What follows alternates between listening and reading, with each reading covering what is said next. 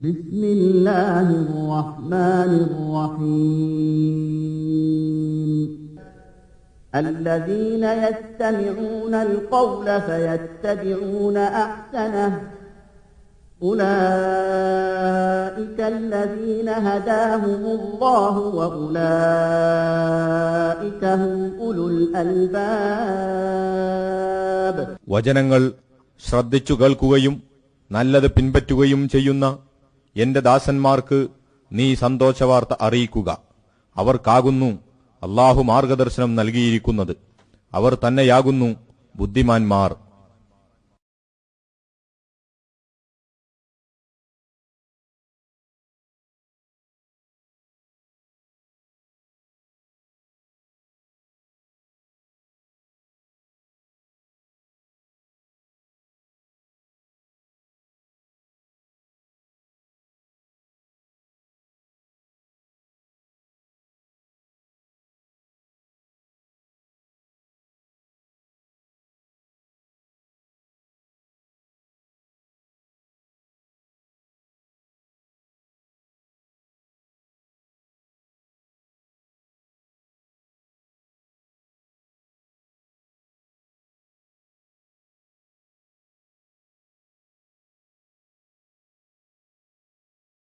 السلام عليكم ورحمة الله. بسم الله الرحمن الرحيم. الحمد لله رب العالمين، نحمده ونستعينه ونستغفره ونعوذ بالله من شرور أنفسنا وسيئات أعمالنا. من يهده الله فلا مضل له ومن يضلل فلا هادي له. أشهد أن لا إله إلا الله وحده لا شريك له، وأشهد أن محمدا عبده ورسوله. يا أيها الذين آمنوا اتقوا الله حق تقاته ولا تموتن إلا وأنتم مسلمون. اللهم صل على محمد وعلى آل محمد كما صليت على إبراهيم وعلى آل إبراهيم، وبارك على محمد وعلى آل محمد كما باركت على إبراهيم وعلى آل إبراهيم إنك حميد مجيد. أما بعد، فإن خير الحديث كتاب الله، وخير الهدي هدي محمد صلى الله عليه وسلم، وشر الأمور محدثاتها، وكل محدثة بدعة، وكل بدعة ضلالة، وكل ضلالة في النار. സഹോദരങ്ങളെ, അല്ലാഹു സുബ്ഹാനഹു വ തആലയെ സൂക്ഷിക്കേണ്ട വിധം സൂക്ഷിച്ച് ജീവിക്കണമെന്ന് പ്രത്യേകമായി വസിയ്യത്ത് ചെയ്യുകയാണ്. നമ്മുടെ മനസ്സുമായി ബന്ധപ്പെട്ട പ്രവർത്തനങ്ങളെക്കുറിച്ചാണ് നാം സംസാരിച്ചു വന്നത്.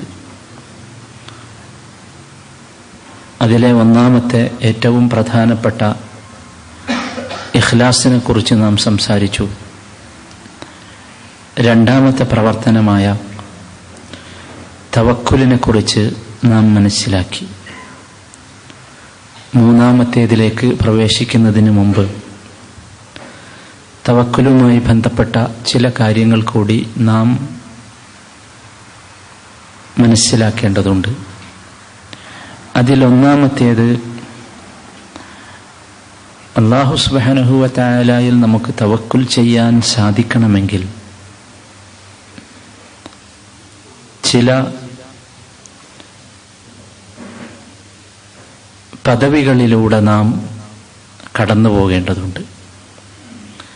തവക്കൽതു അലല്ലാഹ് എന്ന് നാം പറയും. നമ്മുടെ വീട്ടിൽ നിന്ന് ഇറങ്ങുമ്പോൾ നമ്മൾ ബിസ്മില്ലാഹി തവക്കൽതു അലല്ലാഹ് എന്ന് പറഞ്ഞാണ് ഇറങ്ങുക. തവക്കുൽ എന്താകുന്നു എന്ന് നാം മനസ്സിലാക്കി. നമ്മുടെ മനസ്സിൽ തവക്കുലിൻ്റെ യഥാർത്ഥ രൂപമുണ്ട് എങ്കിൽ പോലും അത് യഥാർത്ഥ രൂപത്തിൽ ആ തവക്കുൽ നമ്മുടെ മനസ്സിലേക്ക് കടന്നു വരണമെങ്കിൽ അതിന് ചില പദവികളുണ്ട്. ആ പദവികളിലൂടെ നാം പോകണം. അതിലൊന്നാമത്തേത് മഅരിഫത്തുർ റബ്ബി വസിഫാത്തു, റബ്ബിനെ മനസ്സിലാക്കുക, അവന്റെ സിഫാത്തുകൾ മനസ്സിലാക്കുക എന്നതാണ്. റബ്ബ് അഥവാ അള്ളാഹു ആരാകുന്നു എന്ന് നാം അറിയണം. ആ റബ്ബിന് എന്തൊക്കെ സവിശേഷതകളും ഗുണഗണങ്ങളുമുണ്ട് എന്നറിയണം. എങ്കിൽ മാത്രമേ മനസ്സറിഞ്ഞ് ആ റബ്ബിൽ തവക്കുൽ ചെയ്യാൻ സാധിക്കുകയുള്ളൂ. എനിക്ക് പ്രയാസങ്ങളും പ്രശ്നങ്ങളും ഉണ്ടാകുമ്പോൾ എൻ്റെ ജ്യേഷ്ഠ സഹോദരനെ സമീപിച്ചാൽ അദ്ദേഹം അതിന് എൻ്റെ പ്രയാസങ്ങളും പ്രശ്നങ്ങളും തീർക്കാവുന്ന സവിശേഷതകൾ എൻ്റെ ജ്യേഷ്ഠ സഹോദരനുണ്ട് എന്ന് ഞാൻ അറിഞ്ഞെങ്കിൽ മാത്രമേ എനിക്കെൻ്റെ ജ്യേഷ്ഠ സഹോദരനെ സമീപിക്കാനാവുകയുള്ളൂ, വേണ്ട വിധം സമീപിക്കാനാവുകയുള്ളൂ. എൻ്റെ ഏറ്റവും അടുത്ത സ്നേഹിതൻ, ആ സ്നേഹിതൻ എനിക്കുള്ള എൻ്റെ ജീവിതത്തിലെ ഒരു പ്രശ്നം, എന്നെ അലട്ടിക്കൊണ്ടിരിക്കുന്ന ഒരു പ്രശ്നം പരിഹരിക്കാൻ എൻ്റെ സ്നേഹിതന് സാധിക്കും. അതിനുള്ള ക്വാളിറ്റികൾ അദ്ദേഹത്തിനുണ്ട് എന്നറിഞ്ഞെങ്കിൽ മാത്രമേ പരിപൂർണമായ രൂപത്തിൽ അദ്ദേഹത്തെ സമീപിക്കാൻ എനിക്ക് സാധിക്കുകയുള്ളൂ. ഇത് തന്നെയാണ് റബ്ബിനെ കൃത്യമായി മനസ്സിലാക്കുക. അതിനാണ് റബ്ബിന് സിഫാത്തുകൾ ഖുർആനിൽ പറഞ്ഞു തന്നത്. റബ്ബിന്റെ ഗുണഗണങ്ങൾ, അല്ലാഹുവിന്റെ സിഫാത്തുകളും അസ്മാഉകളും പഠിക്കേണ്ടതും മനസ്സിലാക്കേണ്ടതും അതിനു വേണ്ടിയാണ്. അതാണ് ഒന്നാമതായി നാം ചെയ്യേണ്ടത്. എങ്കിൽ മാത്രമേ നമുക്ക് തവക്കുൽ യഥാർത്ഥ രൂപത്തിൽ തവക്കുൽ ചെയ്യാൻ സാധിക്കുള്ളൂ. അല്ലെങ്കിൽ അല്ലാഹു തആലയിൽ തവക്കുൽ ചെയ്യുമെന്ന് നാം പറയുമെന്നല്ലാതെ അത് നമ്മുടെ മനസ്സുമായി ഒരു ബന്ധം പുലർത്തിക്കൊണ്ടുള്ള തവക്കുലാവുകയില്ല. നമുക്ക് നമ്മുടെ ജീവിതത്തിൽ അത് പരിചയമുണ്ട്.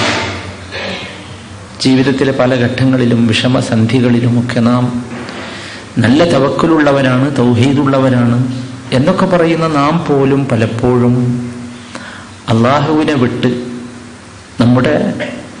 വിട്ട് മരിച്ചുപോയവരിലേക്ക് അല്ല, ജീവിച്ചിരിക്കുന്നവരിലേക്ക് അള്ളാഹുവിൽ തവക്കുൽ ചെയ്യുന്നതിന് പകരം അല്ലെങ്കിൽ ചെയ്യേണ്ട സ്ഥാനത്ത് വന്നു പോകുന്നത് ഈ ഒരു കാരണം കൊണ്ട്. അപ്പൊ അടിസ്ഥാനപരമായി അള്ളാഹുവിനെ നമ്മൾ മനസ്സിലാക്കേണ്ടത് അള്ളാഹുവിന്റെ അസ്മാഇകളിലൂടെയും സിഫാത്തുകളിലൂടെയും ആകണം. അങ്ങനെ റബ്ബിനെ മനസ്സിലാക്കാം. അതാണ് ഒന്നാമത്തെ. രണ്ടാമതായി ഈ തവക്കുൽ പരിപൂർണമാകാൻ ആവശ്യമായ പദവി, അസ്ബാബുകളും മുസബ്ബബാത്തുകളും നാം ഉറപ്പിച്ചിരിക്കണം. ഇസ്ബാത്തുൽ അസ്ബാബി വൽ മുസബ്ബബാത്ത്, അഥവാ തവക്കുൽ ചെയ്യാൻ നാം തവക്കുൽ ചെയ്യുന്നതിന് മുമ്പ് നാം ചെയ്യേണ്ട കാര്യങ്ങൾ നാം ചെയ്തിരിക്കണം എന്നർത്ഥം. ഉദാഹരണമായി കഴിഞ്ഞ ക്ലാസ്സിൽ നാം പറഞ്ഞു, മക്കളുണ്ടാകണമെന്ന് ദുആ ചെയ്തിരുന്നാൽ മക്കളുണ്ടാകുകയില്ല. കല്യാണം കഴിക്കണം, ബന്ധപ്പെടണം, എങ്കിലേ മക്കളുണ്ടാവുകയുള്ളൂ. എനിക്ക് എൻ്റെ വയലിൽ അല്ലെങ്കിൽ എൻ്റെ പറമ്പിൽ ധാരാളമായി തേങ്ങയുണ്ടാകണം എന്ന്, കൃഷി നന്നായി ഉണ്ടാകണമെന്ന് പറഞ്ഞിരുന്നാൽ അല്ലെങ്കിൽ പ്രാർത്ഥിച്ചാൽ ഉണ്ടാവുകയില്ല. അതിന് പണിയെടുക്കണം, വയലിൽ കൃഷി ചെയ്യണം, പറമ്പിൽ കൃഷി ചെയ്യണം. നബി സല്ലല്ലാഹു അലൈഹി വസല്ലമയോട് ഒരു മനുഷ്യൻ വന്ന് ചോദിച്ചു, തിരുമേനി തവക്കുലിനെ കുറിച്ച് ഇങ്ങനെ പറഞ്ഞു കൊടുത്തപ്പോ ഒരാൾ വന്ന് ചോദിച്ചു,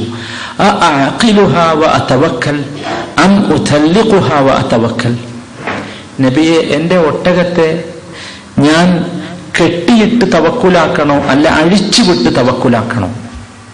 കെട്ടിയിട്ടാൽ അത് പോകൂല, അഴിച്ചുവിട്ടാലോ അതെവിടെയെങ്കിലുമൊക്കെ പോകും. എങ്ങനെ തവക്കുലാക്കണം? നബി സല്ലല്ലാഹു അലൈഹി വസല്ലമയുടെ മറുപടി,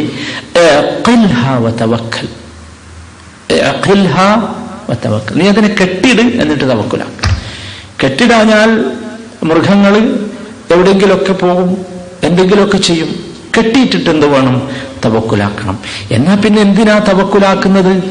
അത് കെട്ടിയിട്ടാലും ശരി, കെട്ടിയിട്ടാലും അതിന് നാശം സംഭവിക്കാനും അത് കയറ് പൊട്ടിച്ചു പോകാനും ഒക്കെ സാധ്യതയുണ്ടല്ലോ. അതിനു വേണ്ടി തവക്കുലാക്കണം. ഖുർആനിലെ പരാമർശങ്ങൾ മുഴുവൻ അപ്രകാരമുള്ളതാണ്.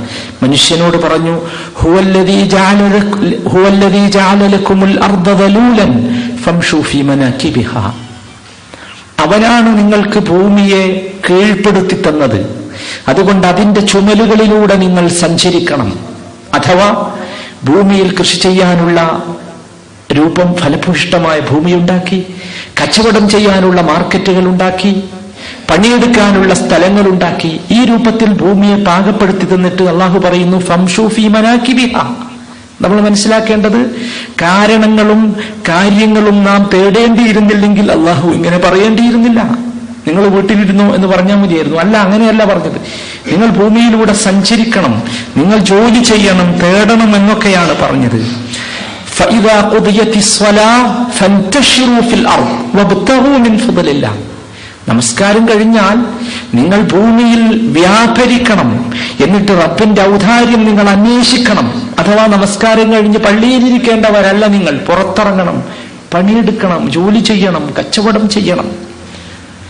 സത്യവിശ്വാസികളെ കുറിച്ച്, അതും രാത്രി നമസ്കരിക്കുന്ന സത്യവിശ്വാസികളെ കുറിച്ച് പറഞ്ഞെടുത്ത് പറഞ്ഞല്ലോ, വആഖറൂന യദ്രിബൂന ഫിൽ അർദ് യബ്തഗൂന മിൻ ഫദ്ലില്ലാഹ്. അവിടെ യദ്രിബൂന, ഒരു വിഭാഗം ആളുകൾ ഭൂമിയിലൂടെ, യദ്രിബൂന എന്നതിന് മുഫസ്സിറുകൾ പറഞ്ഞ അർത്ഥം യുസാഫിറൂന വയദ്ഹബൂന വയുതാജിറൂൻ. അവർ യാത്ര ചെയ്യും, അവർ സഞ്ചരിച്ചു കൊണ്ടിരിക്കും, അവർ കച്ചവടം ചെയ്യും. ഇതാണ് നബി കരീം സല്ലല്ലാഹു അലൈഹി വസല്ലമയുടെ സഹാബത്തിന്റെ സ്വഭാവം അപ്രകാരമായിരുന്നു. നിങ്ങൾക്കറിയോ വെള്ളിയാഴ്ച എന്തിനാണ് കുളി സുന്നത്താക്കിയത്? എന്തിനാ വെള്ളിയാഴ്ച കുളി സുന്നത്താക്കി? സുന്നത്താണല്ലോ വെള്ളിയാഴ്ച കുളിക്കൽ. എന്തിനാ? നബി സല്ലല്ലാഹു അലൈഹി വസല്ലമ ഈ ഈത്തപ്പന തോട്ടത്തിൽ നിന്ന് വയർപ്പൊലിച്ച് കയറി വരുന്ന സഹാബത്തായിരുന്നു നബിയുടെ പള്ളിയിൽ ഉണ്ടായിരുന്നത്. പണിയെടുക്കാതെ മൂലക്കലിരിക്കുന്നവരല്ല. ഈത്തപ്പനത്തോട്ടത്തിൽ നിന്ന് വയർത്തൊലിച്ച് കയറി വരുമ്പോ നബി സല്ലല്ലാഹു അലൈഹി വസല്ലമ ചോദിച്ചു അവരോട്, ലൗ ഇഗ്തസൽതും, നിങ്ങളൊന്ന് കുളിക്കുകയാണെങ്കിൽ. എന്തിനാ? പണിയെടുത്തിട്ട് വയർപ്പായി പള്ളിയിലേക്ക് വന്നാൽ അത് ദുർഗന്ധമുണ്ടാകും. അവിടെയാണ് സംഭവം. ഓരോ സംഗതികളും അങ്ങനെ. അപ്പൊ പണിയെടുക്കണം. പണിയെടുത്തവരായിരുന്നു സഹാബത്ത്. അതാകുന്നു ശരിയായ രൂപം എന്നർത്ഥം. അതാണ് രണ്ടാമത്തെ കാര്യം. അഥവാ കാര്യകാരണ ബന്ധങ്ങളുടെ അടിസ്ഥാനത്തിലായിരിക്കണം തവക്കുൽ. എന്നാലും വേണമല്ലോ തവക്കുൽ. നമ്മൾ കച്ചവടം ചെയ്യാൻ നമ്മുടെ അടുത്ത് പണമുണ്ട്, സൗകര്യമുണ്ട്, നല്ല ഏരിയ കണ്ടുപിടിച്ചു, കച്ചവടം ആരംഭിച്ചു, മതിയോ? പോരല്ലോ. അതിൽ ബർക്കത്തും അനുഗ്രഹവും ഉണ്ടാകണമെങ്കിൽ എന്ത് വേണം? തവക്കുൽ വേണം. എല്ലാ കാര്യവും അങ്ങനെയാണ്. ഏതും നിങ്ങൾ അതിനനുസരിച്ച് ബന്ധപ്പെടുത്തി നോക്കണം. അതാണ് രണ്ടാമത്തെ കാര്യം. മൂന്നാമത്തേത്, നമ്മുടെ മനസ്സും ശരീരവും നമ്മുടെ ജീവിതമഖിലം നമുക്ക് തൗഹീദിൽ അടിയുറപ്പിക്കാൻ സാധിക്കണം. എങ്കിലേ തവക്കുൽ വേണ്ട വിധം വരികയുള്ളൂ. അല്ലെങ്കിൽ നമ്മൾ പതറിപ്പോകും. ആർക്കേ പറയാൻ കഴിയുള്ളൂ ഹസ്ബി അല്ലാഹ് എന്നാർക്കേ പറയാൻ കഴിയുള്ളൂ? തൗഹീദ് ഉറച്ച ഒരാൾക്കേ പറയാൻ കഴിയും. ഹസ്ബി അല്ലാഹ് ലാ ഇലാഹ ഇല്ലാ ഹുവ അലൈഹി തവക്കൽതു. അത് പറയാൻ ആർക്കേ കഴിയുള്ളൂ? നല്ല ഉറച്ച തൗഹീദുള്ളവനെ പറയാൻ കഴിയും. എനിക്ക് അല്ലാഹു മതി, അവനല്ലാതെ ആരാധ്യനില്ല, അവനിൽ ഞാൻ തവക്കുലാക്കിയിരിക്കുന്നു എന്ന് പറയാൻ, ആ രൂപത്തിൽ അല്ലാഹുവിൽ ആസ്പദമാക്കാൻ ആർക്കേ കഴിയൂ? നല്ല ഉറച്ച തൗഹീദ്. നമുക്ക് കഴിയാതെ പോകുന്നത് അതുകൊണ്ടാണ് നമ്മൾ പതറിപ്പോകുന്നത്. രോഗം വന്നാലും പരീക്ഷണങ്ങൾ വന്നാലും ജോലി പോയാലും ഒക്കെ മനുഷ്യൻ പതറിപ്പോകുന്നത് എന്തുകൊണ്ടാ? തൗഹീദില്ലാത്തതുകൊണ്ട്. തൗഹീദ് എന്ന് പറഞ്ഞാൽ അള്ളാഹുവിനെ മാത്രം ആരാധിക്കുക എന്ന് പറഞ്ഞാൽ മാത്രം എന്താവൂല? തൗഹീദാവൂല. നമ്മൾ അസ്മാഉ വസ്സിഫാത്ത് അറിഞ്ഞുകൊണ്ടുള്ള ഒരു തൗഹീദ്. അതാണ് മൂന്നാമതായി ഉണ്ടാകുക. നാലാമത്, അള്ളാഹുവിനെ കുറിച്ച് നമുക്ക് നല്ല വിചാരമുണ്ടാകണം. ഹുസ്നുൽ വന്ന്, അള്ളാഹുവിനെ കുറിച്ച് ഒരിക്കലും ചീത്ത വിചാരം ഉണ്ടാകാൻ പാടില്ല. അത് വളരെ പ്രധാനപ്പെട്ട ഒരു വിഷയമാണ്. നമുക്കൊരു പരീക്ഷണം വന്നാൽ അള്ളാഹുവിനെ കുറിച്ച് നാം ചീത്ത വിചാരിച്ചു പോകരുത്. അള്ളാഹു എന്നെ അപമാനിച്ചു എന്ന് പറയുന്നവര് നാം ആകരുത്. നമുക്ക് എന്ത് വേണം? അള്ളാഹുവിനെ കുറിച്ചുള്ള നല്ല വിചാരം ഉണ്ടാകണം. അങ്ങനെ ഉണ്ടായാൽ അള്ളാഹുവിന് നമ്മളെ കുറിച്ചും നല്ല വിചാരം ഉണ്ടാകും. അതാണ് നബി സല്ലല്ലാഹു അലൈഹി വസല്ലമ ഖുദ്സിയായ ഹദീസിലൂടെ പഠിപ്പിച്ചു, അന ഇൻദ ളന്നി അബ്ദി ബി. ഞാൻ എന്റെ അടിമ എന്നെ കുറിച്ച് എന്താണോ വിചാരിക്കുന്നത് ആ രൂപത്തിലാണ് ഞാൻ. അപ്പൊ നല്ല വിചാരം അള്ളാഹുവിനെ കുറിച്ചുണ്ടാവുക എന്നത് കുറച്ച് പ്രയാസമുള്ള കാര്യമാണ്, കുറച്ച് ബുദ്ധിമുട്ടുണ്ടാവും. പക്ഷെ അതുണ്ടായെങ്കിലേ നമുക്ക് യഥാർത്ഥത്തിലുള്ള തവക്കുല് പരിപൂർണമായ രൂപത്തിൽ നമുക്ക് ഉണ്ടായിത്തീരുകയുള്ളൂ എന്നർത്ഥം. ഇത്രയും കാര്യങ്ങൾ നമ്മൾ ശ്രദ്ധിക്കണം. ഈ ഒരു പദവി, ഈ പറഞ്ഞ 4-5 കാര്യങ്ങളിലൂടെ പോയെങ്കിലേ നമുക്ക് അള്ളാഹുവിൽ തവക്കുലാക്കാൻ സാധിക്കുക. അവിടെയാണ് നമ്മൾ വിജയിക്കുക. ഇതല്ലാത്തത് തവക്കുലല്ല. അതിന് അറബി ഭാഷയിൽ, ഇസ്ലാമിന്റെ സാങ്കേതിക ഭാഷയിൽ അതിന് പറയുന്നത് തവാക്കുൽ എന്നാണ്. രണ്ടും തമ്മിലുള്ള വ്യത്യാസം. ഒന്ന് വാവിന് ഒരു മദ്ദുണ്ട്, വാ, തവാക്കുൽ. തവാക്കുൽ എന്ന് പറഞ്ഞാൽ ഇത്തരത്തിലുള്ള കാര്യകാരണ ബന്ധങ്ങളൊന്നുമില്ലാതെ അള്ളാഹ് നോക്കിക്കോളും എന്ന് പറഞ്ഞിരിക്കണ പരിപാടി. മനസ്സിലായി? ഇത് നമുക്ക് ശരിക്ക് കാണാം. മറിയം ബീവിയുടെ ചരിത്രം നിങ്ങൾക്കറിയാലോ. മറിയം ബീവി ഈസ അലൈഹിസ്സലാമിന് ഗർഭം ചുമന്നു. കാരണം ഒക്കെ നിങ്ങളെ മനസ്സിലുണ്ടല്ലോ, ആ ചരിത്രം മുഴുവൻ. ആളുകളൊക്കെ പലതും പറയാൻ തുടങ്ങി. പറയാലോ, സ്വാഭാവികമാണ്. പ്രയാസപ്പെട്ട്, ആകെ കഷ്ടപ്പെട്ട് ആ സമയത്ത് അള്ളാഹു സുബ്ഹാനഹു വ തആല ഇവിടെ വഹി എന്താണ്? ഇൽഹാമ് തന്നെയാണ്. അള്ളാഹു ശരിക്ക് ഇൽഹാമ് കൊടുക്കുകയാണ് മറിയം ബീവിക്ക്. അവിടെ നിങ്ങൾ ശ്രദ്ധിച്ചിട്ടുണ്ടോ ഒരു വാചകം? വിശുദ്ധ ഖുർആൻ സൂറത്ത് മറിയം നിങ്ങൾ ഓതലുണ്ടാവും. അവിടെ പറയുന്നുണ്ട്, വഹുസി ഇലൈകി ബിജിദ്ഇൻ നഖ്ല തുസാഖിത് ഇലൈകി റുതബൻ ജനിയ. ആരോടാ പറഞ്ഞത്? മറിയം ബീവിനോട് അല്ലാഹ് പറയാ, വഹുസി ഇലൈകി ബിജിദ്ഇൻ നഖ്ല, ആ ഈത്തപ്പനയുടെ വൃക്ഷത്തെ പിടിച്ച് നീ കുലുക്കിക്കോ. തുസാഖിത് ഇലൈകി റുതബൻ ജനിയ, നല്ല റുതബ്, നല്ല കാരക്ക, നല്ല കാരക്ക അതിൽ നിന്നിങ്ങനെ വീഴും. നിങ്ങൾ ആരെങ്കിലും ചിന്തിച്ചു? നമ്മൾ ഈത്തപ്പന മരം കുറെ കണ്ടില്ലേ? നിങ്ങൾ ആരെങ്കിലും ചിന്തിച്ചു ഒരു മനുഷ്യനെ പിടിച്ചത് ഉൽക്കാൻ കഴിയും? കഴിയില്ലല്ലോ. ആരെങ്കിലും ചിന്തിച്ചു നോക്കണോ ഈ ആയത്തോ അല്ലെങ്കിൽ ഈ ഇത് വായിക്കുമ്പോ എന്താ ഈ പിടിച്ചു കുൽക്കാൻ പറഞ്ഞത്? എന്തിനാണ് പിടിച്ചു കുൽക്കാൻ പറഞ്ഞത്? അള്ളാഹ്ക്കറിയാം മറിയം ബീവി പിടിച്ചു കുലുക്കിയാൽ കുലുങ്ങണ മരമല്ല എന്ത്? ഈത്തപ്പന മരം അല്ലേ? ഇനി കുലുങ്ങിയാൽ തന്നെ ഒരു സാധാരണ മനുഷ്യന് പിടിച്ചു കുലുക്കാൻ കഴിയില്ല എന്നുള്ള അർത്ഥത്തിലാണ് ഞാൻ പറഞ്ഞത്. കുലുങ്ങിയാൽ തന്നെ ഒരു കുലുക്കിനൊന്നും എന്ത് വീഴൂല? റുത്തബ് വീഴൂല. മനസ്സിലായില്ലേ? പൊഴുക്കണയില് തൊട്ടു മുമ്പുള്ള അവസ്ഥ അത് വീഴൂല. എല്ലാവർക്കും അറിയാലോ അതിനെക്കുറിച്ച്. പക്ഷെ എന്താ ഇവിടെ? എന്താ അല്ലാഹു തആല പഠിപ്പിക്കുകയാണ് നമ്മെ. എന്ത്? നിങ്ങൾ കാര്യകാരണ ബന്ധങ്ങൾ തേടണം. മറിയം ബീവിനെ അല്ലാഹു തആല ബഹുമാനിച്ചതാ. അതിമ തൊട്ടാ മതി. തൊടലൻ എന്തായി? കുലുക്കലായി, കാരക്ക വീണു, അവര് തിന്നു കുടിച്ചു ഒക്കെ ചെയ്തു. അപ്പൊ അതിൽ നമ്മൾ മനസ്സിലാക്കേണ്ടത് വളരെ ദുർബലയായ സ്ത്രീ തന്നെ ദുർബലയാണ്, ഗർഭിണിയാണ്, അതിനേക്കാൾ ദുർബലയായിരിക്കും. മാനസികമായാണെങ്കിൽ നാട്ടുകാർ മുഴുവൻ അതും പറയുന്നുണ്ട്, അതിനേക്കാൾ ദുർബല. ആ സമയത്താണ് ശക്തിയുള്ള ഈത്തപ്പന മരം പിടിച്ചു കുലുക്കാൻ പറയുന്നത്. അപ്പൊ നമ്മൾ മനസ്സിലാക്കേണ്ടത് അല്ലാഹു തആല നമുക്ക് നൽകുന്ന ഏറ്റവും വലിയൊരു പാഠമാണ് യഥാർത്ഥത്തിൽ അവിടെ കാരണങ്ങളുമാണ്. അല്ലാത്തത് എന്തല്ല. ഈ നമ്മുടെ സമൂഹത്തിലെ ഒരു വലിയ വിഭാഗം ആളുകൾ, പ്രത്യേകിച്ച് ഈ സൂഫിസത്തിന്റെ പിന്നാലെ പോയ ആളുകൾക്ക് പറ്റിയത് തവക്കുലിന്റെ യഥാർത്ഥ രൂപം മനസ്സിലാക്കാൻ സാധിച്ചില്ല എന്നതാണ്. അപ്പൊ അതാണ് അതിനെക്കുറിച്ച് പറയാനുള്ളത്. ഇനി ഈ വിഷയത്തിൽ മനസ്സിലാക്കേണ്ട ഒരു കാര്യം കൂടി, അതെന്താന്ന് ചോദിച്ചാൽ തവക്കുലിന്റെ നേരെ വിരുദ്ധമായ ചില സംഗതികളുണ്ട്. തവക്കുലിന്റെ നേരെ വിപരീതമായ ചില സംഗതികൾ നമ്മളെ നാട്ടിലൊക്കെ. അപ്പോൾ നിങ്ങൾ പത്രത്തിൽ നമ്മളെ നാട്ടിലൊരു വലിയ വിഷയം, സുപ്രീം കോടതി ഹൈക്കോടതിയെ ശാസിച്ച ഒരു വിഷയം നിങ്ങൾ കണ്ടിട്ടുണ്ടാകും. 13-ാം നമ്പർ റൂം ഇവിടെ അല്ല, ഹൈക്കോടതിയുടെ പുതിയ ബിൽഡിങ്ങിലില്ല. എന്താ കാര്യം? ഈ 13 എന്ന നമ്പർ ശകുനമാകുന്നു എന്നാണ് ആര് മനസ്സിലാക്കി വെച്ചിട്ടുള്ളത്? വിദ്യാഭ്യാസമുള്ള, നിലവാരമുള്ള, നമ്മൾ വിചാരിക്കുന്നത് ആ കോട്ടൊക്കെ കണ്ടാൽ നമ്മൾ വിചാരിക്കുന്നത് വിജ്ഞാനം മുഴുവൻ ഇവരുടെ അടുത്താണ്, ഇവര് വിജ്ഞാനത്തിന്റെ പണ്ഡാരമാണെന്ന് കരുതുന്ന ആളുകൾ ധരിച്ചു വെച്ചത് അതാകുന്നു. എന്താ പ്രശ്നം? 13 എന്നുള്ള അക്കം എന്ത് പഴിച്ചു?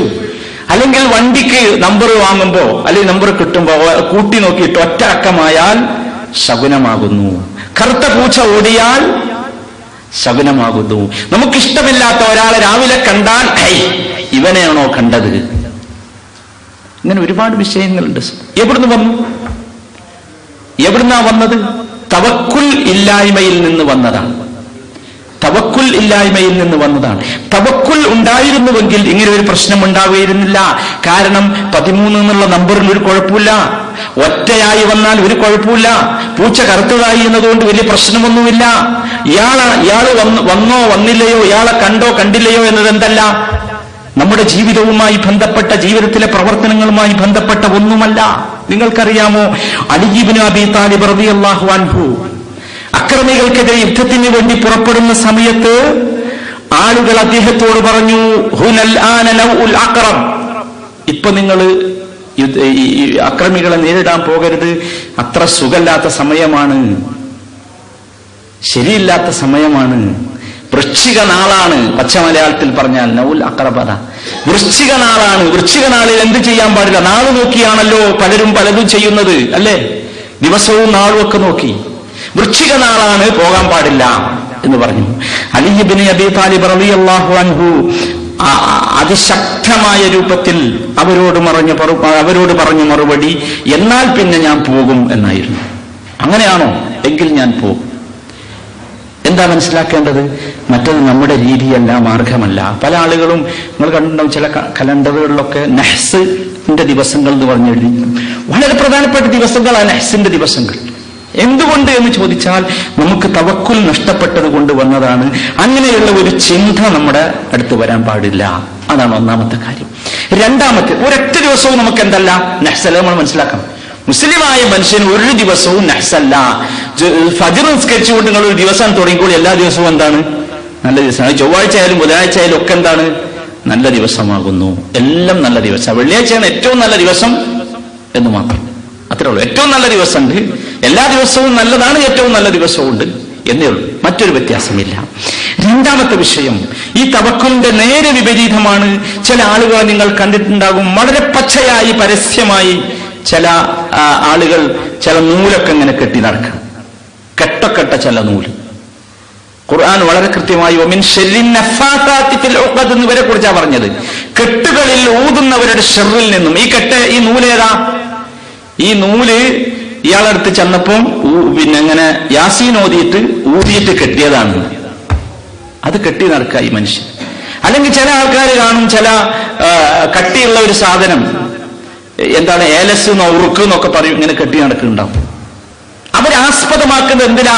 ഈ നൂലിലും ഏലസിലും ഉറുക്കിലും ഒക്കെ. ഇതിലെന്താണ്? ചില ആളുകൾ ചില തകിടാണ്. നമ്മുടെ നാട്ടിലൊക്കെ പരസ്യത്തിൽ ഒരുപാട് പരസ്യങ്ങൾ നിങ്ങൾ കണ്ടിട്ടുണ്ടാവുമല്ലോ. പല പിന്നെ ഈ ചാത്തൻ സേവയും പല സേവയും നടത്തുന്ന ആളുകളുടെയൊക്കെ. എന്താ വിഷയം? നബി സല്ലല്ലാഹു അലൈഹി വസല്ലം ഇതിനെക്കുറിച്ചൊക്കെ പറഞ്ഞു, മൻ തഅല്ലഖ ശൈഅൻ വക്കല ഇലൈഹി, ഒരാൾ ഇങ്ങനെ ഒന്ന് കെട്ടിയാൽ അതിനിലാണ് തവക്കുലാക്കിയത്. ഈ നൂല് കെട്ടിയവന്റെ നിങ്ങൾ ചോദിച്ചു നോക്കേണ്ടി, ഓൻ പറയും ധരിക്കരുത്, എന്താ അയച്ചാ രോഗം വരുന്ന. അപ്പൊ എന്തായി?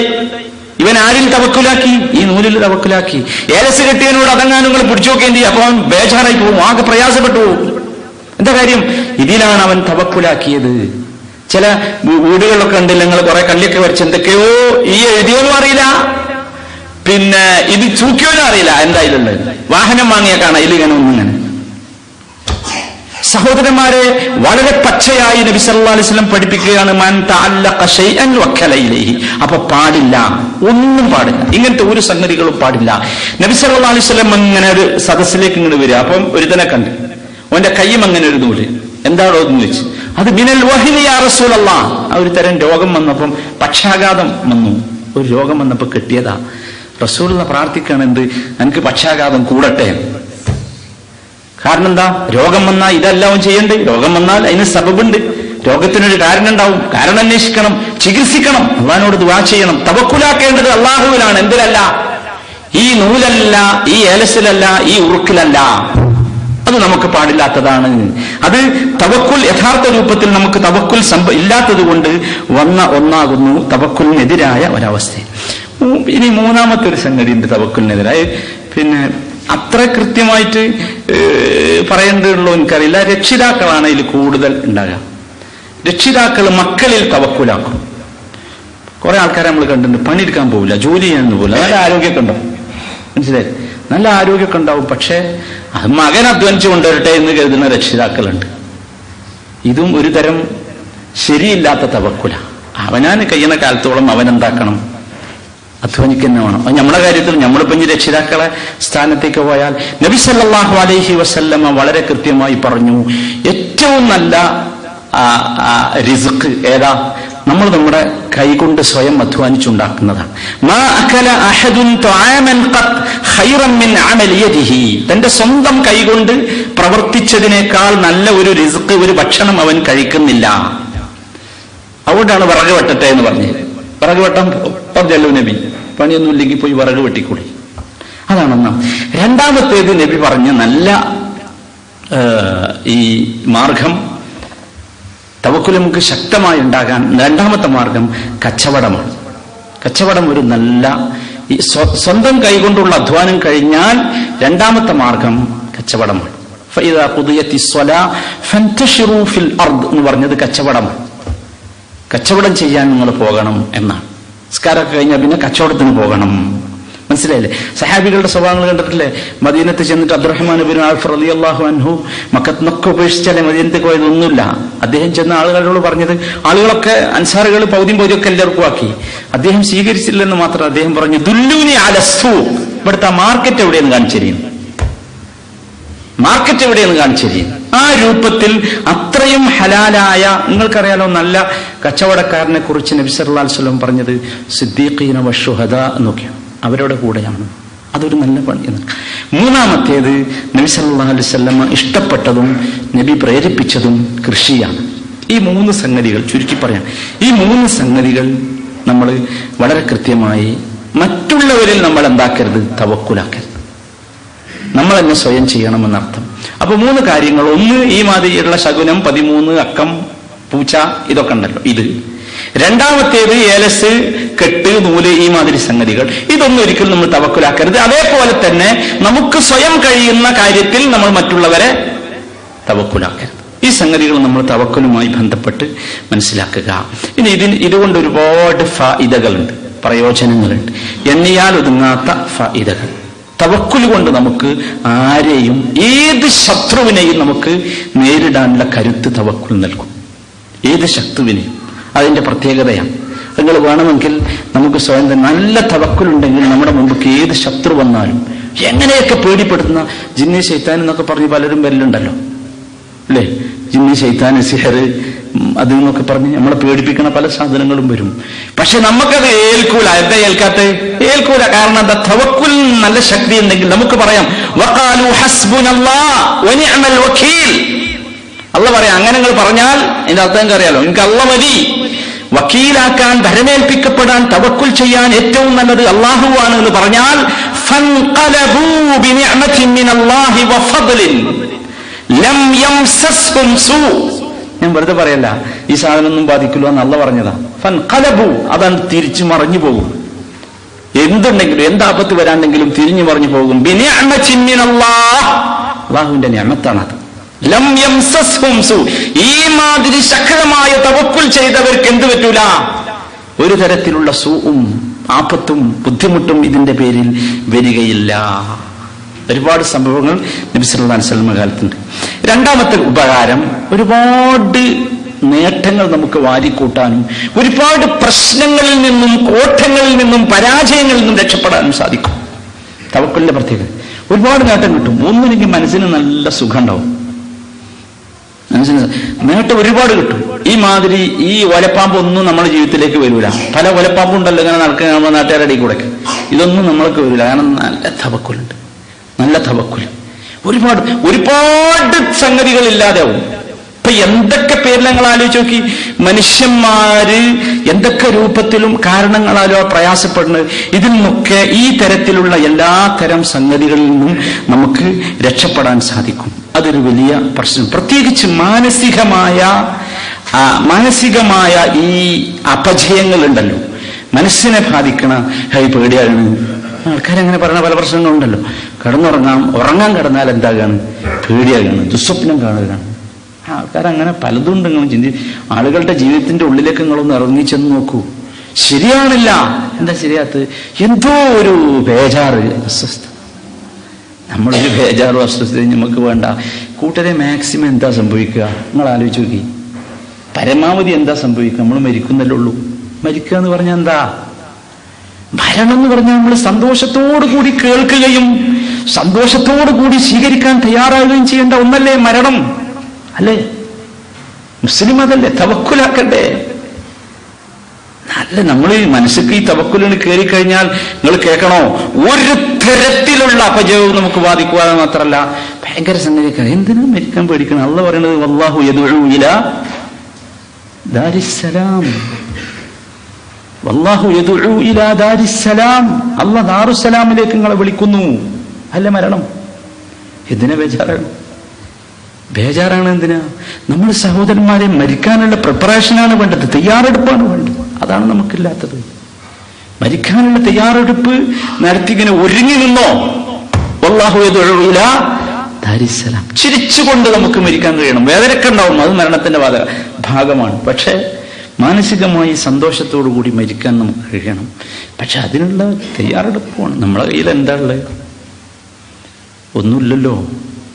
ഒരു വസ്തു നമ്മളെ കയ്യിലില്ല. നിങ്ങൾ ആലോചിച്ച് നോക്കി, എന്താ ഉള്ളത് കൊണ്ടുപോകാൻ നമ്മളെ കയ്യിൽ? നാട്ടിൽ പോകാൻ പല സാധനവും നമ്മൾ വാങ്ങിച്ചിട്ടുണ്ടല്ലോ. 2 കൊല്ലം കഴിഞ്ഞിട്ടാണ് നാട്ടിൽ പോകാൻ. എന്നാലും പല സാധനവും വാങ്ങിയൊക്കെ ഒരുക്കി റെഡിയാക്കി. ഇത് ചിലപ്പോൾ നാളെ പോകേണ്ടി വരും, അല്ലെങ്കിൽ ഇപ്പൊ തന്നെ പോകേണ്ടി വരും. എന്താ ഉള്ളത് നമ്മളെ കയ്യിൽ? അപ്പൊ അത് നിങ്ങൾ ബേജാറാണ്ട. തവക്കുലുണ്ടായാൽ, നല്ല ശക്തമായ തവക്കുലുണ്ടെങ്കിൽ ഈ മാതിരിയുള്ള എല്ലാത്തരം പ്രശ്നങ്ങളിൽ നിന്നും നമുക്ക് രക്ഷപ്പെടാൻ സാധിക്കും. അതാണ് നമ്മൾ മനസ്സിലാക്കേണ്ടത്. തവക്കുല് ഈ രൂപത്തിൽ നമുക്ക് എന്തുണ്ടാവും? ഗുണം നൽകും. 3ാമത്തെ നേട്ടം എന്താ വെച്ചാൽ, ഏറ്റവും മനുഷ്യന് പേടിയുള്ളത് അവന്റെ ഉപജീവനവുമായി ബന്ധപ്പെട്ട കാര്യം. അത് അള്ളാഹുവിൽ തവക്കുലാക്കിയാൽ അത്ര സേഫായ ഒരു സ്ഥലം വേറല്ല. തവക്കുലാക്കാൻ അത്ര സേഫായ, അത്ര ഉറപ്പുള്ള ഒരു സ്ഥലം യഥാർത്ഥത്തിൽ വേറല്ല. അത് നമ്മൾ ശരിക്കും മനസ്സിലാക്കണം. ഒരിക്കലുമില്ല.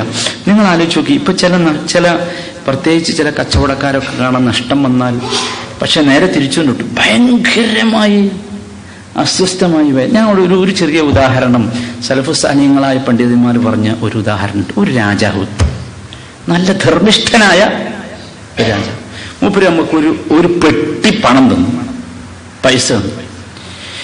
എന്തോ നല്ല കാലം, കഷ്ടകാലം. നമ്മളതിന് സാധാരണ കഷ്ടകാലം എന്നാ പറയാം, അങ്ങനെ പറയാൻ പാടില്ല. നമ്മൾ ഒന്ന് പഠിക്കേണ്ട ഒരു സംഗതിയാണ്.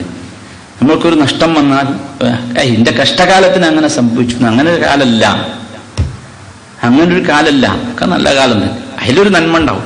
ശരി, ഈ പണം, ഒരു പെട്ടി പണം നമുക്ക് തന്നു, ഒരുപാട് പണം ഉണ്ടായിരുന്നു, അതങ്ങ് നഷ്ടപ്പെട്ടു. നമ്മളെന്താവും? ആകെ അസ്വസ്ഥമാവും, ബേജാറാവും അല്ലേ? ബേജാറായിട്ട് നമ്മൾ രാജാവിനോട് പറഞ്ഞു, രാജാവെ ഇങ്ങനെ സംഭവിച്ചു, ഇങ്ങനെ സംഭവിച്ചു. അപ്പൊ രാജാവ് പറയണ എന്ത്? ഒരു കുഴപ്പമില്ല, ബേജാറാണ്ട്, അതിന്റെ ഇരട്ടി ഞാൻ എനിക്ക് തരാ. കയ്യിലെ സമാധാനമില്ലേ? ബേജാറൊക്കെ പോയില്ലേ? പ്രശ്നം. നിങ്ങൾ ആലോചിച്ച് നോക്കൂ സഹോദരങ്ങളെ, അല്ലാഹു സുബ്ഹാനഹു വ തആല മാലിക്കുൽ മുൽക്കാണ്, സാധാരണ മലിക്കല്ല. ഈ സാധാരണ രാജാവ് ഇത് പറഞ്ഞപ്പോഴേക്ക് നമുക്ക് എന്തായി? സമാധാനായി. നമ്മൾ തവക്കുൽ ശരിയില്ല, ശരിയുണ്ടോ ഇല്ലേ നമുക്ക് പരിശോധിക്കാൻ പറ്റിയൊരു സംഗതിയാണ്. മാലിക്കുൽ മുൽക്കായ റബ്ബ് പറയാണ്, യുഅ്തി മൻ യശാ വയംനഉ ലിമൻ യശാ. ഞാൻ ഉദ്ദേശിക്കുന്നവർക്ക് നൽകും, ചിലപ്പോൾ കൊടുക്കും, ചിലപ്പോൾ കുറക്കും. ചില ആളുകൾക്ക് ആൺകുട്ടികളെ കൊടുക്കും, ചില ആളുകൾക്ക് പെൺകുട്ടികളെ കൊടുക്കും, ചില ആളുകളെ ഒന്നും കൊടുക്കൂല, അഖീമാക്കും, വന്ധ്യനാക്കും, വന്ധ്യയാക്കും. ചില ആളുകൾക്ക് ഇങ്ങനെ മിക്സ് ചെയ്ത് കൊടുക്കും, ചില ആളുകൾക്ക് നല്ല ചുറുക്കുള്ള കുട്ടികളെ കൊടുക്കും. അല്ലേ? എന്തൊക്കെ ചെയ്യണം അല്ലാഹ്? അപ്പൊ അള്ളാന്റെ അടുത്ത് ഇതൊക്കെ ഉണ്ട്. ഈ മാലിക്കുൽ മുൽക്കിൽ നമുക്ക് തവക്കുലാക്കാൻ സാധിക്കണം. ആ മാലിക്കുൽ മുൽക്കായ അള്ളാഹ് വലിയ രാജാവ് പറയണെന്ത്? നിങ്ങൾ തയ്യാറേണ്ട, നഷ്ടം വന്നാൽ നീ എന്ത് തരും? നിങ്ങൾക്ക് തരും. ആ നഷ്ടം വന്നത് എന്താ? വബലൗനാഹും ബിൽ ഹസനാതി വസ്സയ്യിആത് ലഅല്ലഹും യർജിഊൻ. ഇത് നിങ്ങൾക്കുള്ള ഒരു പരീക്ഷണമാണ്. ചിലപ്പോൾ നഷ്ടം വരുത്തി പരീക്ഷിക്കും, ചിലപ്പോൾ ലാഭം നൽകി. ലാഭം കിട്ടിയാൽ നമ്മൾ വിചാരം എന്താ? പരീക്ഷണമല്ല. അതാ ഏറ്റവും വലിയ പരീക്ഷണം. ഏറ്റവും വലിയ പരീക്ഷണം എന്താ? ലാഭമാണ്. സൗകര്യങ്ങളാണ്, സുഖങ്ങളാണ് സഹോദര ഏറ്റവും വലിയ പരീക്ഷണം. നമ്മൾ ശരിക്കും മനസ്സിലായിക്കോളൂ. സൗകര്യങ്ങളും സുഖങ്ങളുമാണ് ഏറ്റവും വലിയ പരീക്ഷണം. നമുക്ക് അള്ളാഹ് ഏറ്റവും ശക്തമായ രൂപത്തിലാണ് അള്ളാഹു നമ്മളെ പരീക്ഷിക്കുന്നത്. ദുബായിൽ ഏറ്റവും കൂടുതൽ പരീക്ഷണം നടത്തുന്ന വിഭാഗം ആരാന്ന് ചോദിച്ചാൽ നമ്മളാ, തൗഹീദിന്റെ ആൾക്കാർ. എല്ലാ സൗകര്യവും അള്ളാഹ് ഒരുക്കി തന്നു. നിങ്ങൾ ആലോചിച്ച് നോക്കി, എന്താ സുഖം! വേറെ ഏതൊരു ഇവിടെ ഭയങ്കരമായി കോടീശ്വരന്മാര് ഭാരവാഹികളായ സംഘടനകളില്ലേ, അല്ലേ? ഇമാതിരി ഒരു സൗകര്യം പടച്ചറബ് ആർക്കും കൊടുത്തുണോ കൂട്ടരെ? എന്തിനാ? നമ്മളെ പരീക്ഷിക്കുക. ഭയങ്കരമായ പരീക്ഷണം. നമ്മൾ ഒരിക്കലും അഹങ്കരിക്കണ്ട, കിബർ വേണ്ട. ശക്തമായ പരീക്ഷണം. അള്ളാഹ് നമ്മൾ നോക്കുകയാണ്, എവിടെ എത്തിക്കും നിങ്ങളിത് കൊണ്ട്, എവിടെ എത്തിക്കും, എത്ര ആൾക്ക് നിങ്ങൾ തൗഹീദ് എത്തിക്കും, എത്ര ആളെ നിങ്ങൾ നന്നാക്കിയെടുക്കും, നിങ്ങൾക്ക് ഈ സൗകര്യങ്ങളും സുഖങ്ങളും സമൃദ്ധിയും എല്ലാം തന്നു, നിങ്ങൾ എന്ത് ചെയ്യും? ഇത് പരീക്ഷണ. നമ്മൾ തോറ്റുപോകും. കാരണം നമ്മളെ മനസ്സിന് അത്രേ ഉറപ്പുള്ളൂ. നമ്മൾ ദുർബലന്മാരാ, ഈമാനിന് ശക്തിയില്ല. ഇങ്ങനെയൊക്കെ മനസ്സിന്, ഇപ്പൊ നമ്മൾ പറഞ്ഞു വരുന്നത് മുഴുവൻ മനസ്സിന്റെ പ്രവർത്തനങ്ങളാണല്ലോ, ഇഖ്ലാസു തവക്കുൽ. ഇങ്ങനെയൊക്കെ നമ്മൾ പറഞ്ഞിട്ടും നമ്മളെ പലരുടെയും മനസ്സ് ചീത്തയാണ്, അല്ലേ? ഒന്ന് ആലോചിച്ച് നോക്കി. എല്ലാവരും മനസ്സിന്റെ മുഖമാണ് കണ്ണാടി. പലരുടെയും മുഖം മനസ്സിലുള്ളതിന്റെ യഥാർത്ഥത്തിലുള്ള ദർപ്പണമാണ്. കാണുകയാണ് മുഖത്തിങ്ങനെ, നമുക്ക് സാധിക്കുന്നില്ല. അപ്പൊ സഹോദരന്മാരെ മനസ്സിലാക്കുക, ഏറ്റവും അവസാനമായി തവക്കുലിന്റെ ഗുണം സഹോദര, 70,000 ആളുകളെ അള്ളാഹു സ്വർഗത്തിലേക്ക് പ്രവേശിപ്പിക്കും. എങ്ങനെ? വിചാരണയില്ലാതെ. അവരാരാ? അള്ളാഹുവിൽ തവക്കുലാക്കുന്നവരാ. പോരെ? വിചാരണയില്ലാതെ സ്വർഗത്തേക്ക് പോകാൻ കഴിയാന്ന് പറഞ്ഞാൽ എന്താപ്പ അതിന്റെ അവസ്ഥ? വിചാരണയില്ലാതെ സ്വർഗത്തേക്കാണ് പോവുക, ഒരു ചോദ്യമില്ല. ഇനി ടിക്കറ്റ്, തവക്കുലിന്റെ ടോക്കൺ നമ്മളെ കയ്യിലുണ്ടായാൽ മതി. അതുകൊണ്ട് സഹോദരന്മാരെ, ഈ രൂപത്തിലുള്ള ഒരു തവക്കുലിന്റെ ഉടമകളാകാൻ നമ്മളെല്ലാവരും പരിശ്രമിക്കുക. അതാണ് തവക്കുലുമായി ബന്ധപ്പെട്ട് അവസാനമായി പറയാനുള്ളത്. അല്ലാഹു സുബ്ഹാനഹു വ തആല പറഞ്ഞല്ലോ, ഇന്നല്ലാഹ യുഹിബ്ബുൽ മുതവക്കിലീൻ. ഇന്നല്ലാഹ യുഹിബ്ബുൽ മുതവക്കിലീൻ. അല്ലാഹു മുതവക്കിലീങ്ങളെ, തവക്കുൽ ചെയ്യുന്നവരെ അല്ലാഹു ഇഷ്ടപ്പെടുന്നു. അപ്പൊ അള്ളാഹുവിന്റെ ഇഷ്ടം കിട്ടുക, അള്ളാഹുവിന്റെ ഇഷ്ടം കിട്ടാനുള്ള പരിശ്രമം ഭയങ്കര ബുദ്ധിമുട്ടാണ്. ഇപ്പൊ നമുക്ക് തന്നെ മനസ്സിലായല്ലോ, ഈ തവക്കുൽ ഭയങ്കര പ്രയാസമാണ്. പക്ഷെ സഹോദരങ്ങളെ, പരിശ്രമിക്കുക, നമുക്ക് കിട്ടും. പരിശ്രമിക്കുക. നമ്മൾ ഈ പറഞ്ഞ രീതിയും രൂപവും ഒക്കെ വെച്ച് നമ്മളൊന്ന് പരിശ്രമിച്ചു നോക്കുക. നമുക്ക് അള്ളാഹുവിന്റെ ഇഷ്ടം കിട്ടുന്ന മുതവക്കിലീങ്ങളിൽ ഉൾപ്പെടാൻ സാധിക്കും. അള്ളാഹു ആ കൂട്ടത്തിൽ നമ്മെ ഉൾപ്പെടുത്തുമാറാകട്ടെ. മൂന്നാമത്തെ വിഷയം, ഇഖ്ലാസ് കഴിഞ്ഞു, തവക്കുൽ കഴിഞ്ഞു. മൂന്നാമത്തെ വിഷയം അർ-റജാ. റജാ എന്ന് പറഞ്ഞാൽ പ്രതീക്ഷ എന്നാണ് അർത്ഥം. എന്തിനെ കുറിച്ചുള്ള പ്രതീക്ഷ? എന്തിനെ കുറിച്ചാ പ്രതീക്ഷ? ഇർത്തിയാഹുൽ ലിൻതിലാരി മാ ഹുവ മഹ്ബൂബുൻ ഇൻദൽ ഇൻസാൻ. മനുഷ്യന്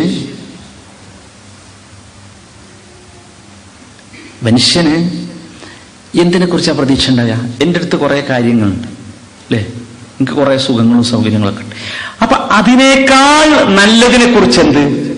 പ്രതീക്ഷ. അതിനാണ് റജാ എന്ന് പറയുന്നത്. ഇപ്പൊ ഉള്ളതിനേക്കാൾ നല്ല ഒരവസ്ഥയെക്കുറിച്ചുള്ള പ്രതീക്ഷ. സാങ്കേതികമായി റജാ, പ്രതീക്ഷ എന്ന് പറഞ്ഞാൽ അൽ ഇസ്തിബ്ഷാറു ബിജൂദില്ലാഹി വഫദ്ലി റബ്ബി തആല. റബ്ബിന്റെ ഔദാര്യം, റബ്ബ് നൽകാനുള്ള കാരുണ്യം, അതിനെക്കുറിച്ച് മനസ്സിലാക്കുകയും പഠിക്കുകയും ചെയ്തിട്ട് ആ കാരുണ്യത്തെക്കുറിച്ചും റബ്ബിന്റെ ഔദാര്യത്തെക്കുറിച്ചും ഒക്കെയുള്ള പ്രതീക്ഷ, അതാണ് റജാ. ഇതാണെന്ത് റജാ എന്ന് പറയുന്നത്. രണ്ട് സംഗതികളുണ്ട് ഈ പ്രതീക്ഷയിൽ. ഒന്ന് പ്രതീക്ഷയുണ്ട്, മറ്റൊന്ന് മോഹമുണ്ട്. രണ്ടും രണ്ടാ. അറബിയിൽ ഒന്നാമത്തേതിന് പറയാ, ഞാൻ പറഞ്ഞ റജാ ആണ്, ആഗ്രഹം, പ്രതീക്ഷ. രണ്ടാമത്തേത് വ്യാമോഹം എന്ന് പറയാം. അത് തമന്നി എന്ന വാക്കാണ് അറബിയിൽ ഉപയോഗിച്ചത്. ഇത് രണ്ടും തമ്മിൽ വ്യത്യാസമുണ്ട്. ഏതുപോലെ എന്ന് വെച്ചാൽ, ഒരാൾക്കൊരു കൃഷിയിടമുണ്ട്. ആ കൃഷിയിടം അയാൾ നന്നായി ഉഴുത് പൂട്ടി വൃത്തിയാക്കി നല്ല വിത്ത് വിതച്ചു, എന്നിട്ട് നന്നായി നനച്ചു. അവിടെ വരാൻ സാധ്യതയുള്ള ഈ കീടങ്ങൾക്കൊക്കെ നശിപ്പിക്കാൻ വേണ്ടി കീടനാശിനികൾ തെളിച്ചു. ഗംഭീരമായി മൂപ്പരിങ്ങനെ കാത്തു നിൽക്കുക. അത് പ്രതീക്ഷയാണ്, റജാ. അത് കാത്തു നിൽക്കാൻ അവകാശമുണ്ട്. കാരണം എന്താ? അയാളുടെ ഭൂമി അയാൾ നന്നായി ഉഴുത് മറിച്ചു, നല്ല വിത്ത് വിതച്ചു, വെള്ളം നനച്ചു, കീടനാശിനികൾ വരാതിരിക്കാൻ വേണ്ടി കീടനാശിനികളൊക്കെ തെളിച്ചു. ഇനി അദ്ദേഹം കാത്തു നിൽക്കുക. അള്ളാഹു ഒരിക്കൽ നല്ല വിള തരും, നല്ല കായ്ക്കനികൾ തരും. ഇത് പ്രതീക്ഷയാണ്, കുഴപ്പമില്ല. ഇതാണ് യഥാർത്ഥ പ്രതീക്ഷ. വിശ്വാസികൾക്ക് ഉണ്ടാകേണ്ട പ്രതീക്ഷ. രണ്ടാമത്തേതോ മോഹം അല്ലെങ്കിൽ തമന്നി എന്ന് പറയുന്നത് മടിയൽ. ഓന് നിലണ്ട്, ഭൂമിയുണ്ട്, ഓനങ്ങോട്ട് കൃഷി ചെയ്തു, അത് നന്നായി ഉഴുത് നന്നാക്കിയൊന്നുമില്ല, ഏതോ മാർക്കറ്റിൽ കിട്ടിയ ഒരു വിത്ത് വാങ്ങിയാണ്ട് പതിച്ചു, നനച്ചതൊന്നുമില്ല, മഴ പെയ്യാണെങ്കിൽ നനഞ്ഞോട്ടെ എന്ന് കരുതി. കീടനാശിനി അന്ന് പ്രശ്നമില്ല. ഇവൻ മടിയനാണ്, ഇവനിങ്ങനെ കാത്തുനിന്നു കിട്ടട്ടെ. ഇതിനാണ് എന്ത് പറയാ, തമന്നി അല്ലെങ്കിൽ വ്യാമോഹം. മുസ്ലിങ്ങളായ നമുക്കുണ്ടാകേണ്ടത് രണ്ടാമത്തേതാണ്. ആദ്യത്തേതാണ്, രണ്ടാമത്തേതല്ല. റജാ, പ്രതീക്ഷയാണ്. രണ്ടാമത്തേത് നമുക്ക് പറഞ്ഞതല്ല. നമ്മെ സംബന്ധിച്ചിടത്തോളം അതൊരിക്കലും നമുക്കുണ്ടാകാൻ പാടില്ലാത്തതാണ്. നോക്കി നിങ്ങൾ, യഥാർത്ഥത്തിൽ ഇതിന്റെ നേരെ പ്രതീക്ഷന്റെ നേരെ വിപരീതമായ അവസ്ഥയാണ് എന്ത്? നിരാശ.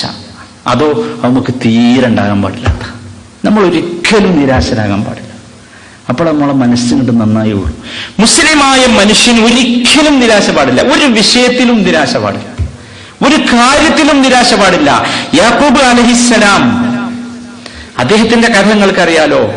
ഒരു പിതാവ് എന്ന നിലക്ക് മക്കളെ കൊണ്ട് നിരാശനാകാനുണ്ടാകാവുന്ന എല്ലാവിധ നിരാശയും അതിന്റെ മൂർത്തീഭാവത്തിൽ അനുഭവിച്ച ആളാണ് ആര്?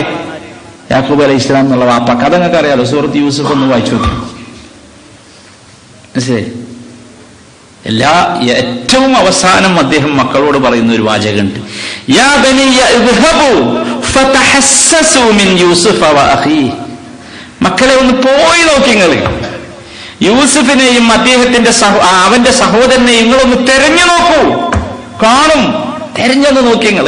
കഥ നിങ്ങൾക്ക് അറിയാലോ. എന്നിട്ട് അവിടെ പറയുന്ന ഒരു വാചകം വല്ലാത്ത വാചക. ഞാൻ പറഞ്ഞല്ലോ, യാക്കൂബ് നബി എന്ന് പറയുമ്പോൾ നിങ്ങളൊരു പ്രായമായ ഉപ്പ, എല്ലാം നശിച്ച മക്കളെ കൊണ്ട് എന്തൊക്കെ തരത്തിലുള്ള പരീക്ഷണങ്ങളും പ്രയാസങ്ങളും നേരിടാനുണ്ടോ അതൊക്കെ വന്ന ഒരു ഉപ്പ. ആ ഉപ്പ പറയാണ്, വലാ തൈഅസൂ മിർ റൗഹില്ലാഹ്. എന്താണ് ആ വാചകം? നമ്മളെ മനസ്സിൽ എപ്പോഴും ഉണ്ടാകേണ്ട ഒന്ന്. നമുക്കൊക്കെ ചിലപ്പം ഈ അവസ്ഥ പിന്നെ ഒരിക്കലും നമ്മളൊക്കെ ആലോചിച്ച് നോക്കി നിങ്ങൾ, മക്കളെ കുറിച്ച് എന്തൊക്കെ പറയാൻ, എന്തൊക്കെ പറയാൻ, എല്ലാ പ്രതീക്ഷയും എനിക്ക് അവനിൽ നഷ്ടപ്പെട്ടു.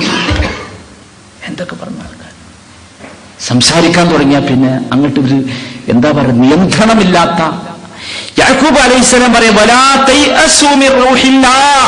അള്ളാഹുവിന്റെ ആശ്വാസത്തെ കുറിച്ച് മക്കളെ നിങ്ങൾ നിരാശരാകണ്ട. നിങ്ങൾ പോയി നോക്കി. മക്കള് കൊണ്ടുപോയി പറ്റിച്ചതാണ് രണ്ടാളെയും എല്ലാവർക്കും അറിയാലോ. എന്നിട്ട് പറയാ, ഇന്നഹു ലാ യൈഅസു മിർ റൗഹില്ലാഹ് ഇല്ലൽ ഖൗമുൽ കാഫിറൂൻ. അദ്ദേഹം പഠിപ്പിക്കാണ് ഒരു പാഠം. അള്ളാഹുവിന്റെ അടുത്ത് നിന്ന് ലഭിക്കാനുള്ള ആശ്വാസത്തിനെ കുറിച്ച് നിരാശരാക ആര് മാത്ര?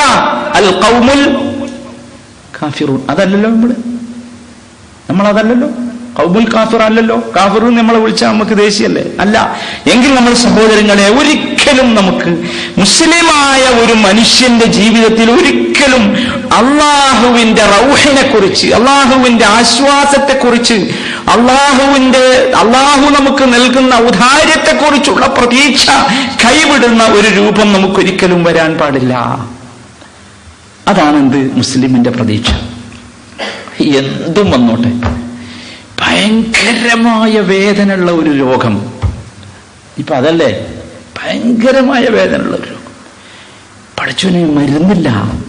അറിയാലോ രോഗം ഏതാണ്? ഒരു രക്ഷയില്ല. എല്ലാവരും വിധി എഴുതി മരിക്കുകയല്ലാതെ എങ്ങനെ മരിക്കും? ഇങ്ങനെ ഇഞ്ചിഞ്ചായി വേദനിച്ച് മരിക്കും. മുസ്ലിമായ മനുഷ്യന് അവിടെയുണ്ട് എന്ത്? ആശ. എന്താ ആശ? പടച്ച റബ്ബ് എന്നെ ബഹുമാനിച്ചതാ. എന്താ? ഒരുപാട് സംഗതികൾ ഞാൻ എൻ്റെ പൊറുക്കാത്തത് ഉണ്ടാവും.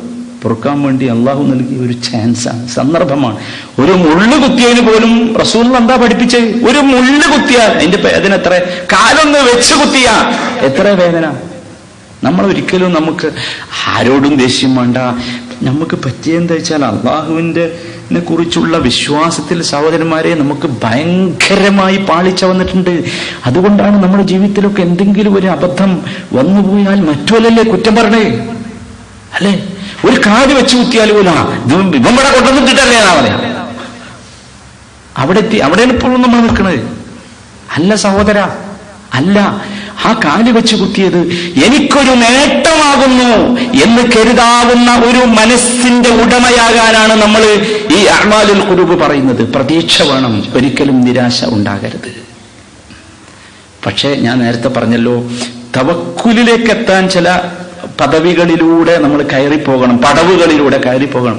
അതേമാതിരി ഈ ഒരു പ്രതീക്ഷയുടെ ഉന്നതമായ അവസ്ഥയിലേക്ക് ഒരു മനുഷ്യൻ എത്തണമെങ്കിൽ, മുസ്ലിമായ മനുഷ്യൻ എത്തണമെങ്കിൽ ഒരുപാട് പടവുകൾ കയറണം, ഒരുപാട് പടവുകൾ കയറണം.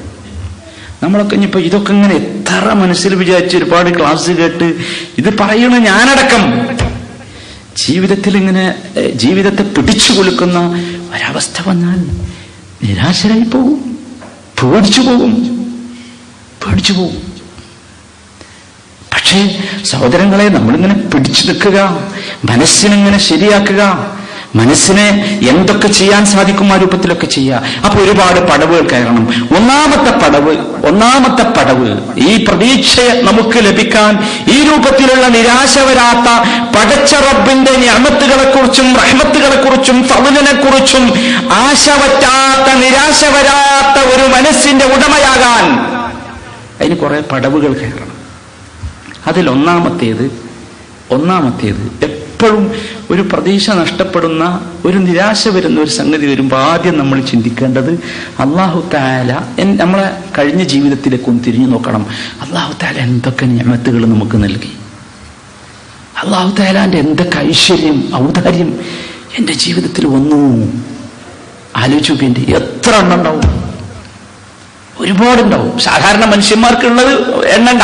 ഇനി പുറമെ നാവും കയ്യും കാലും ഇതൊന്നും അല്ലാത്തതിനൊന്ന് എണ്ണി നോക്കൂ. സ്വന്തം ജീവിതത്തിൽ എനിക്ക് മാത്രം.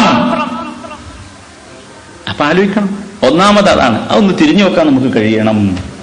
അതാണ് ഒന്നാമത്തെ പടവ്. നമ്മൾ തിരിഞ്ഞു നോക്കൂല, നമ്മളെപ്പോഴും പിന്നത്തേലേക്കാ ചിന്തിക്കുക. തിരിഞ്ഞു നോക്കാൻ നമുക്ക് കഴിയില്ല.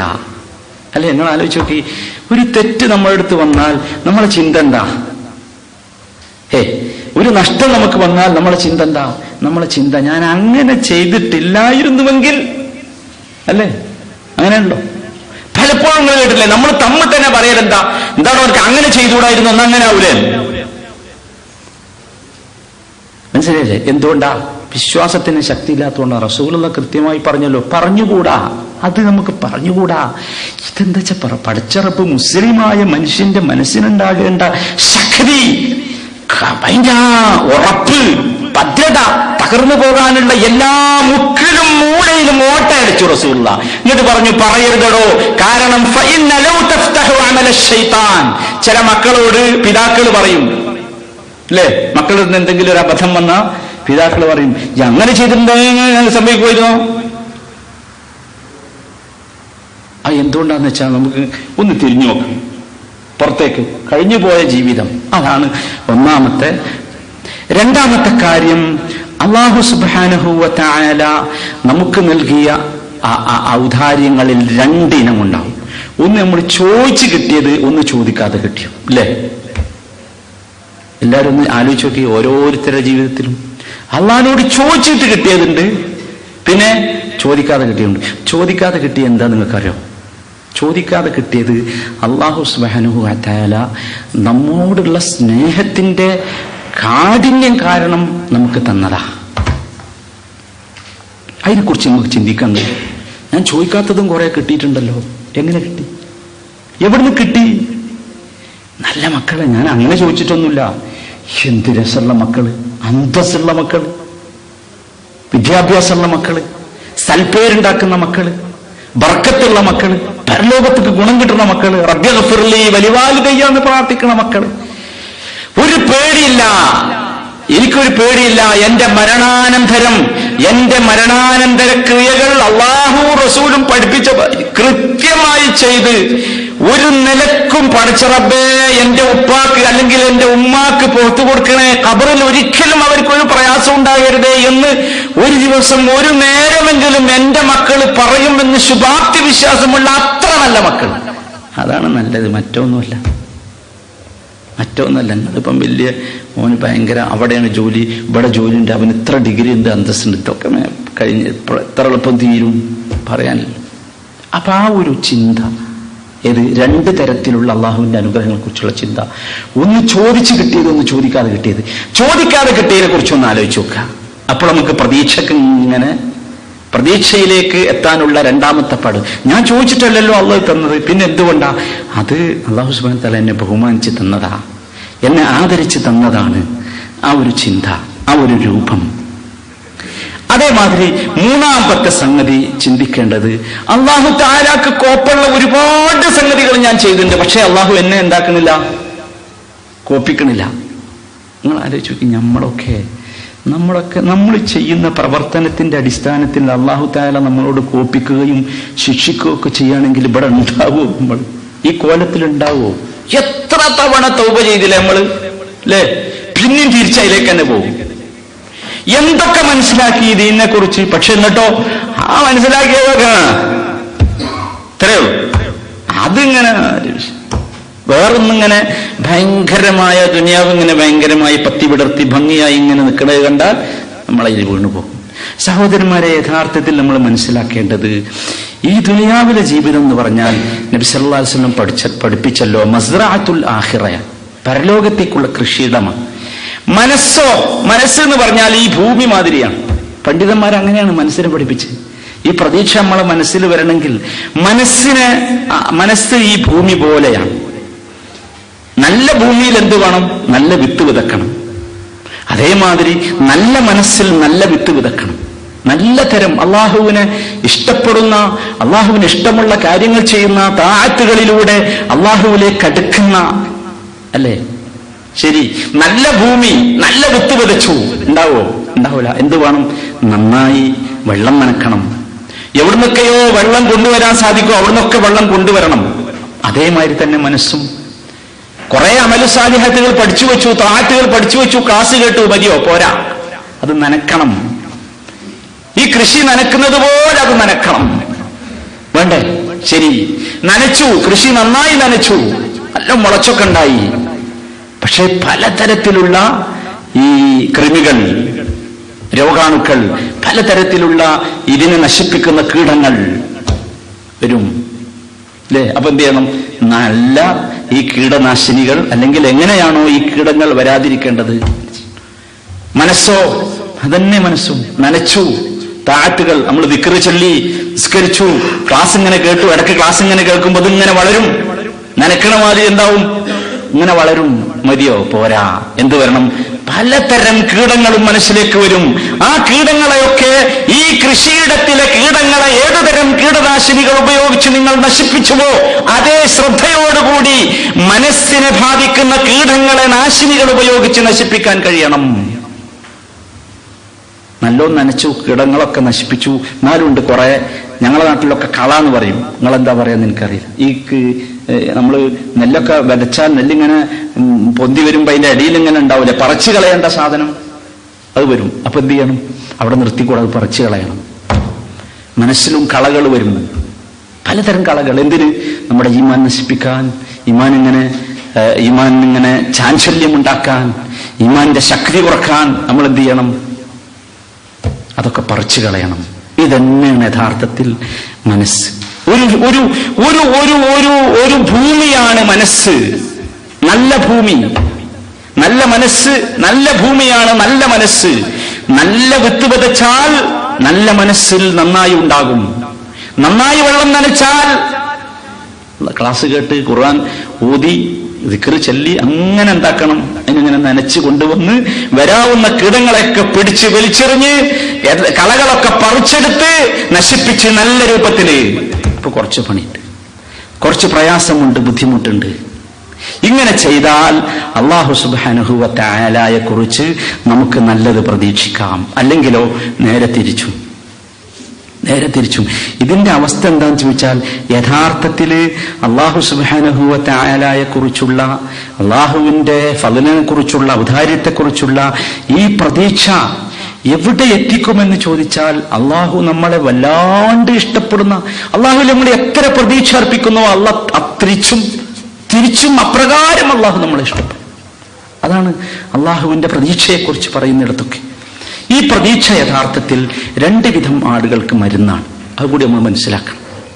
രണ്ട് വിധം ആളുകൾക്ക് ഈ റജാ എന്നത്, അള്ളാഹുവിന്റെ ഔദാര്യത്തെക്കുറിച്ചുള്ള പ്രതീക്ഷ, മനസ്സിലുണ്ടാകുന്ന ഈ പ്രതീക്ഷ എന്നത് നല്ല മരുന്നാണ്. ഒന്നാമത്തെ വിഭാഗം അള്ളാഹുവിനെ കുറിച്ച് നിരാശനായി എല്ലാ പണിയും നിർത്തിവെച്ചു. ഞാൻ നിസ്കരിച്ചിട്ടൊന്നൊരു കാര്യമല്ല, അങ്ങനെ ഉണ്ടല്ലോ ചില ആൾക്കാർ. സക്കാത്ത് കൊടുത്തിട്ടൊന്നൊരു കാര്യമല്ല, നോമ്പ് നോറ്റിട്ടൊന്നൊരു കാര്യമല്ല. ഇതിങ്ങനെ ഈ ജീവിതം, ആ ഒരു വിഭാഗം ആളുകൾക്ക് ഈ പ്രതീക്ഷ ഒരു മരുന്നാണ്. അവർക്ക് നമുക്ക് പറഞ്ഞു കൊടുക്കാൻ കഴിയണം, അങ്ങനെയല്ല. നമുക്ക് അള്ളാഹുവിന്റെ കിതാബും സുന്നത്തുമൊക്കെ പരിശോധിച്ചാൽ മനസ്സിലാക്കാൻ സാധിക്കുന്ന കാര്യം അങ്ങനെയല്ല. അള്ളാഹുവിന്റെ ആശയിൽ നിന്നൊരിക്കലും, അള്ളാഹു നൽകുന്ന ഫളിൽ നിന്നൊരിക്കലും നിരാശനാകേണ്ടവരല്ല. രണ്ടാമത്തെ വിഭാഗം ഏതാണെന്ന് ചോദിച്ചാൽ വേറൊരു ടീമുണ്ട്. അതേതാ? അതെന്താന്ന് ചോദിച്ചാൽ അള്ളാഹുവിനെ കുറിച്ചുള്ള ഭയം വല്ലാതെ തലയിൽ കയറിയ മനുഷ്യന്മാർ. അള്ളാഹുവിനെ കുറിച്ചുള്ള ഭയം മനുഷ്യനുണ്ടാകണം, നല്ല ഭയമുണ്ടാകണം. ഏത് സമയത്തും അള്ളാഹുവിനെ കുറിച്ചുള്ള ഭയവും പ്രതീക്ഷയും നമ്മുടെ മനസ്സിൽ നമ്മളിങ്ങനെ മാറി മാറി പുതുക്കാനുള്ള വഴി എന്താണെന്ന് തേടണം. നഷ്ടപ്പെടുത്താൻ അനുവദിക്കരുത്. പക്ഷേ ഇങ്ങനെയുണ്ട്, ഈ ഭയം കേറി കേറി കേറി ചില ആൾക്കാരുണ്ട് അള്ളാഹു സുബ്ഹാനഹു വ തആല കൽപ്പിക്കാത്ത കാര്യങ്ങൾ ചെയ്യുന്നു, പേടിച്ചിട്ട് ചെയ്യാണ്. അത് പറ്റൂല. റസൂലുള്ളാഹി സ്വല്ലല്ലാഹു അലൈഹി വസല്ലം കൽപ്പിക്കാത്ത കാര്യങ്ങൾ ചെയ്യുന്നു, അത് പറ്റൂല. ഈ രണ്ട് വിഭാഗത്തിനും യഥാർത്ഥത്തിൽ ഈ അള്ളാഹുവിനെ കുറിച്ചുള്ള ഈ പ്രതീക്ഷ, റജാ എന്നത് നല്ല ഒരു മരുന്നാണ്. അത് നമ്മൾ അങ്ങനെ തന്നെയാണ് അതിനെക്കുറിച്ച് മനസ്സിലാക്കേണ്ടത്. ഈ റജാ കൊണ്ട്, പ്രതീക്ഷ കൊണ്ട് ഒരുപാട് നേട്ടങ്ങളുണ്ട്. ആ നേട്ടങ്ങളിൽ ഏറ്റവും പ്രധാനപ്പെട്ടത്, ഒന്നാമത്തേത്, അമല് ചെയ്യാൻ, കഠിന പ്രയത്നം ചെയ്ത് പണി ചെയ്യാൻ നമ്മെ പ്രേരിപ്പിക്കും ഈ പ്രതീക്ഷ. കഠിനമായ പ്രയത്നം ചെയ്ത് പണിയെടുക്കാൻ, എന്തും ചെയ്യാനുള്ള ഒരു പ്രതീക്ഷ, ഒരു മനസ്സ് വരും. രണ്ടാമത്തെ കാര്യം, എന്തൊക്കെ അവസ്ഥകളായിരുന്നാലും ശരി അള്ളാഹുവിനെ അനുസരിക്കുന്ന വിഷയത്തിൽ ഒരു നിത്യമായ അവസ്ഥ നമുക്ക് പ്രതീക്ഷ നൽകും. എന്തൊക്കെ അവസ്ഥ, ചിലപ്പോൾ നമുക്ക് നല്ല സന്തോഷമുള്ള സമയം ഉണ്ടാവും, ചിലപ്പോൾ ദുഃഖമുള്ള സമയം ഉണ്ടാവും, പ്രയാസമുള്ള സമയം ഉണ്ടാവും, സൗകര്യമുള്ള സമയം. ഏത് സമയത്തായിരുന്നാലും ശരി എനിക്ക് അള്ളാഹുവിനെ കുറിച്ച്, അള്ളാഹുവിന്റെ ഔദാര്യത്തെ കുറിച്ച് ഒരു പ്രതീക്ഷയുണ്ടെങ്കിൽ ഏത് സമയത്തും ഈ കാര്യങ്ങൾ കൃത്യമായി ചെയ്യാൻ നമുക്ക് സാധിക്കും. മൂന്നാമത്തെ കാര്യം, ഈ പ്രതീക്ഷയുടെ മൂന്നാമത്തെ നേട്ടം എന്താണെന്ന് ചോദിച്ചാൽ മനുഷ്യന് അള്ളാഹുവിനെ ആരാധിക്കുന്നതിന് ഒരു രുചി ഉണ്ടാവും, ആസ്വാദനം ഉണ്ടാവും. അതൊരു വലിയ വിഷയമാണ്. ആസ്വാദനം എന്ന് പറഞ്ഞത് റാഖത്തുൽ ഈമാൻ എന്ന് റസൂലുള്ളാഹി പറഞ്ഞാൽ ഈമാനിന്റെ രുചി ആസ്വദിച്ചു. ഈ പ്രതീക്ഷ ഉള്ള, നിങ്ങൾ ആലോചിച്ച് നോക്കി, ഒരു സ്ഥലത്ത് നിന്ന് നമുക്ക് കിട്ടാനുണ്ട് എന്ന പ്രതീക്ഷ ഉണ്ടായാൽ ആ കിട്ടാനുണ്ട് എന്ന പ്രതീക്ഷയിൽ തന്നെ ഒരു സുഖാണല്ലോ, മനസ്സിനൊരു ആനന്ദമാണ്. അവിടുന്ന് കിട്ടാനുണ്ട്. അല്ലാഹു തആലയിൽ പ്രതീക്ഷയാലോ, നിങ്ങൾ ആലോചിച്ച് നോക്കി, എനിക്ക് കിട്ടാനുണ്ട്, എനിക്ക് ഗുണം കിട്ടും, എനിക്ക് കൂലി കിട്ടും, എനിക്ക് ഇന്ന ദറജകൾ കിട്ടും, ഇന്ന കാര്യങ്ങൾ കിട്ടും എന്ന് പറഞ്ഞാൽ അത് വല്ലാത്ത ഒരു സംഗതിയാണ്. മനുഷ്യന്റെ മനസ്സ് അവനെ അതിന് പ്രേരിപ്പിക്കും, കൂടുതൽ കൂടുതൽ ചെയ്യാൻ വേണ്ടി പ്രേരിപ്പിക്കും. ആ രൂപത്തിൽ മനുഷ്യന്റെ മനസ്സിന് ആനന്ദം തരുന്ന ഒരവസ്ഥ ഉണ്ടാകും. അത് നമ്മൾ വലിയ ഒരു വിഷയമായി മനസ്സിലാക്കുകയും കാണുകയും ചെയ്യേണ്ട കാര്യമാണ്. ഏറ്റവും വലിയ സംഗതി എന്താ വെച്ചാൽ അല്ലാഹു സുബ്ഹാനഹു വ തആല മുഅ്മിനുകളായ ആളുകൾക്ക് നൽകിയ പ്രതീക്ഷ ഏറ്റവും വലിയത് സ്വർഗമാണല്ലോ. ആ സ്വർഗത്തെക്കുറിച്ച് നമ്മൾ അറിഞ്ഞാൽ, ആ സ്വർഗത്തിലുള്ള സുഖങ്ങളെക്കുറിച്ചും അനുഭൂതികളെക്കുറിച്ചും അറിഞ്ഞാൽ വല്ലാത്ത ഒരു തരം ഒരു അനുഭൂതി, ഒരു ദൗഖ്, ആസ്വാദനം അല്ലാഹു സുബ്ഹാനഹു വ തആല നമുക്ക് നൽകും. ഒരു മനുഷ്യന് ഈ പ്രതീക്ഷയിലൂടെ ഉണ്ടായിത്തീരേണ്ട ഏറ്റവും പ്രധാനപ്പെട്ട കാര്യമാണ്. ഈ പ്രതീക്ഷകൾ യഥാർത്ഥത്തിൽ 3 വിധത്തിലുണ്ട്. ഒരു മനുഷ്യന്റെ മനസ്സിലുണ്ടാകേണ്ട പ്രതീക്ഷകൾ 3 വിധത്തിലാണ്. അതിൽ 2 നല്ലതാണ്, 3ാമത്തേത് മോശവുമാണ്. ഒന്നാമത്തേത്, അതില് അല്ലാഹു സുബ്ഹാനഹു വ തആല താഅത്ത് ചെയ്തിട്ട് അള്ളാഹുവിനെ അനുസരിച്ച് അള്ളാഹു ഇഷ്ടപ്പെട്ട പ്രവർത്തികൾ ചെയ്തുകൊണ്ട് മനുഷ്യൻ ഇങ്ങനെ പ്രതീക്ഷിച്ചിരിക്കും. അത് നല്ല പ്രതീക്ഷയാണ്. അവൻ എന്തിനെയാണ് പ്രതീക്ഷിക്കുന്നത്? അള്ളാഹുവിന്റെ സവാബിനെ, അള്ളാഹുവിന്റെ പ്രതിഫലത്തെയാണ് പ്രതീക്ഷിക്കുന്നത്. രണ്ടാമത്തേത്, ഒരുപാട് തെറ്റുകൾ ചെയ്തൊരു മനുഷ്യൻ, ഓനുണ്ട് പ്രതീക്ഷ. അവൻ എന്താ പ്രതീക്ഷിക്കുന്നത്? അള്ളാഹുവിന്റെ മഗ്ഫിറത്തിനെയാണ്. അള്ളാഹു എനിക്ക് പുറത്തു തരും, അള്ളാഹു മറച്ചു വെക്കും, അള്ളാഹു എന്നെ രക്ഷപ്പെടുത്തും എന്നുള്ള ഒരു പ്രതീക്ഷ. മൂന്നാമത്തേതാണ് ഞാൻ പറഞ്ഞത്, മോശമാണ്. അതെന്താന്ന് ചോദിച്ചാൽ, തെറ്റുകളൊക്കെ ചെയ്തൊരു മനുഷ്യൻ, ഓൻ ഇസ്തിഗ്ഫാർ നടത്തൂല, തെറ്റുകളിൽ നിന്ന് വിരമിക്കൂല, തെറ്റുകൾ അവസാനിപ്പിക്കൂല.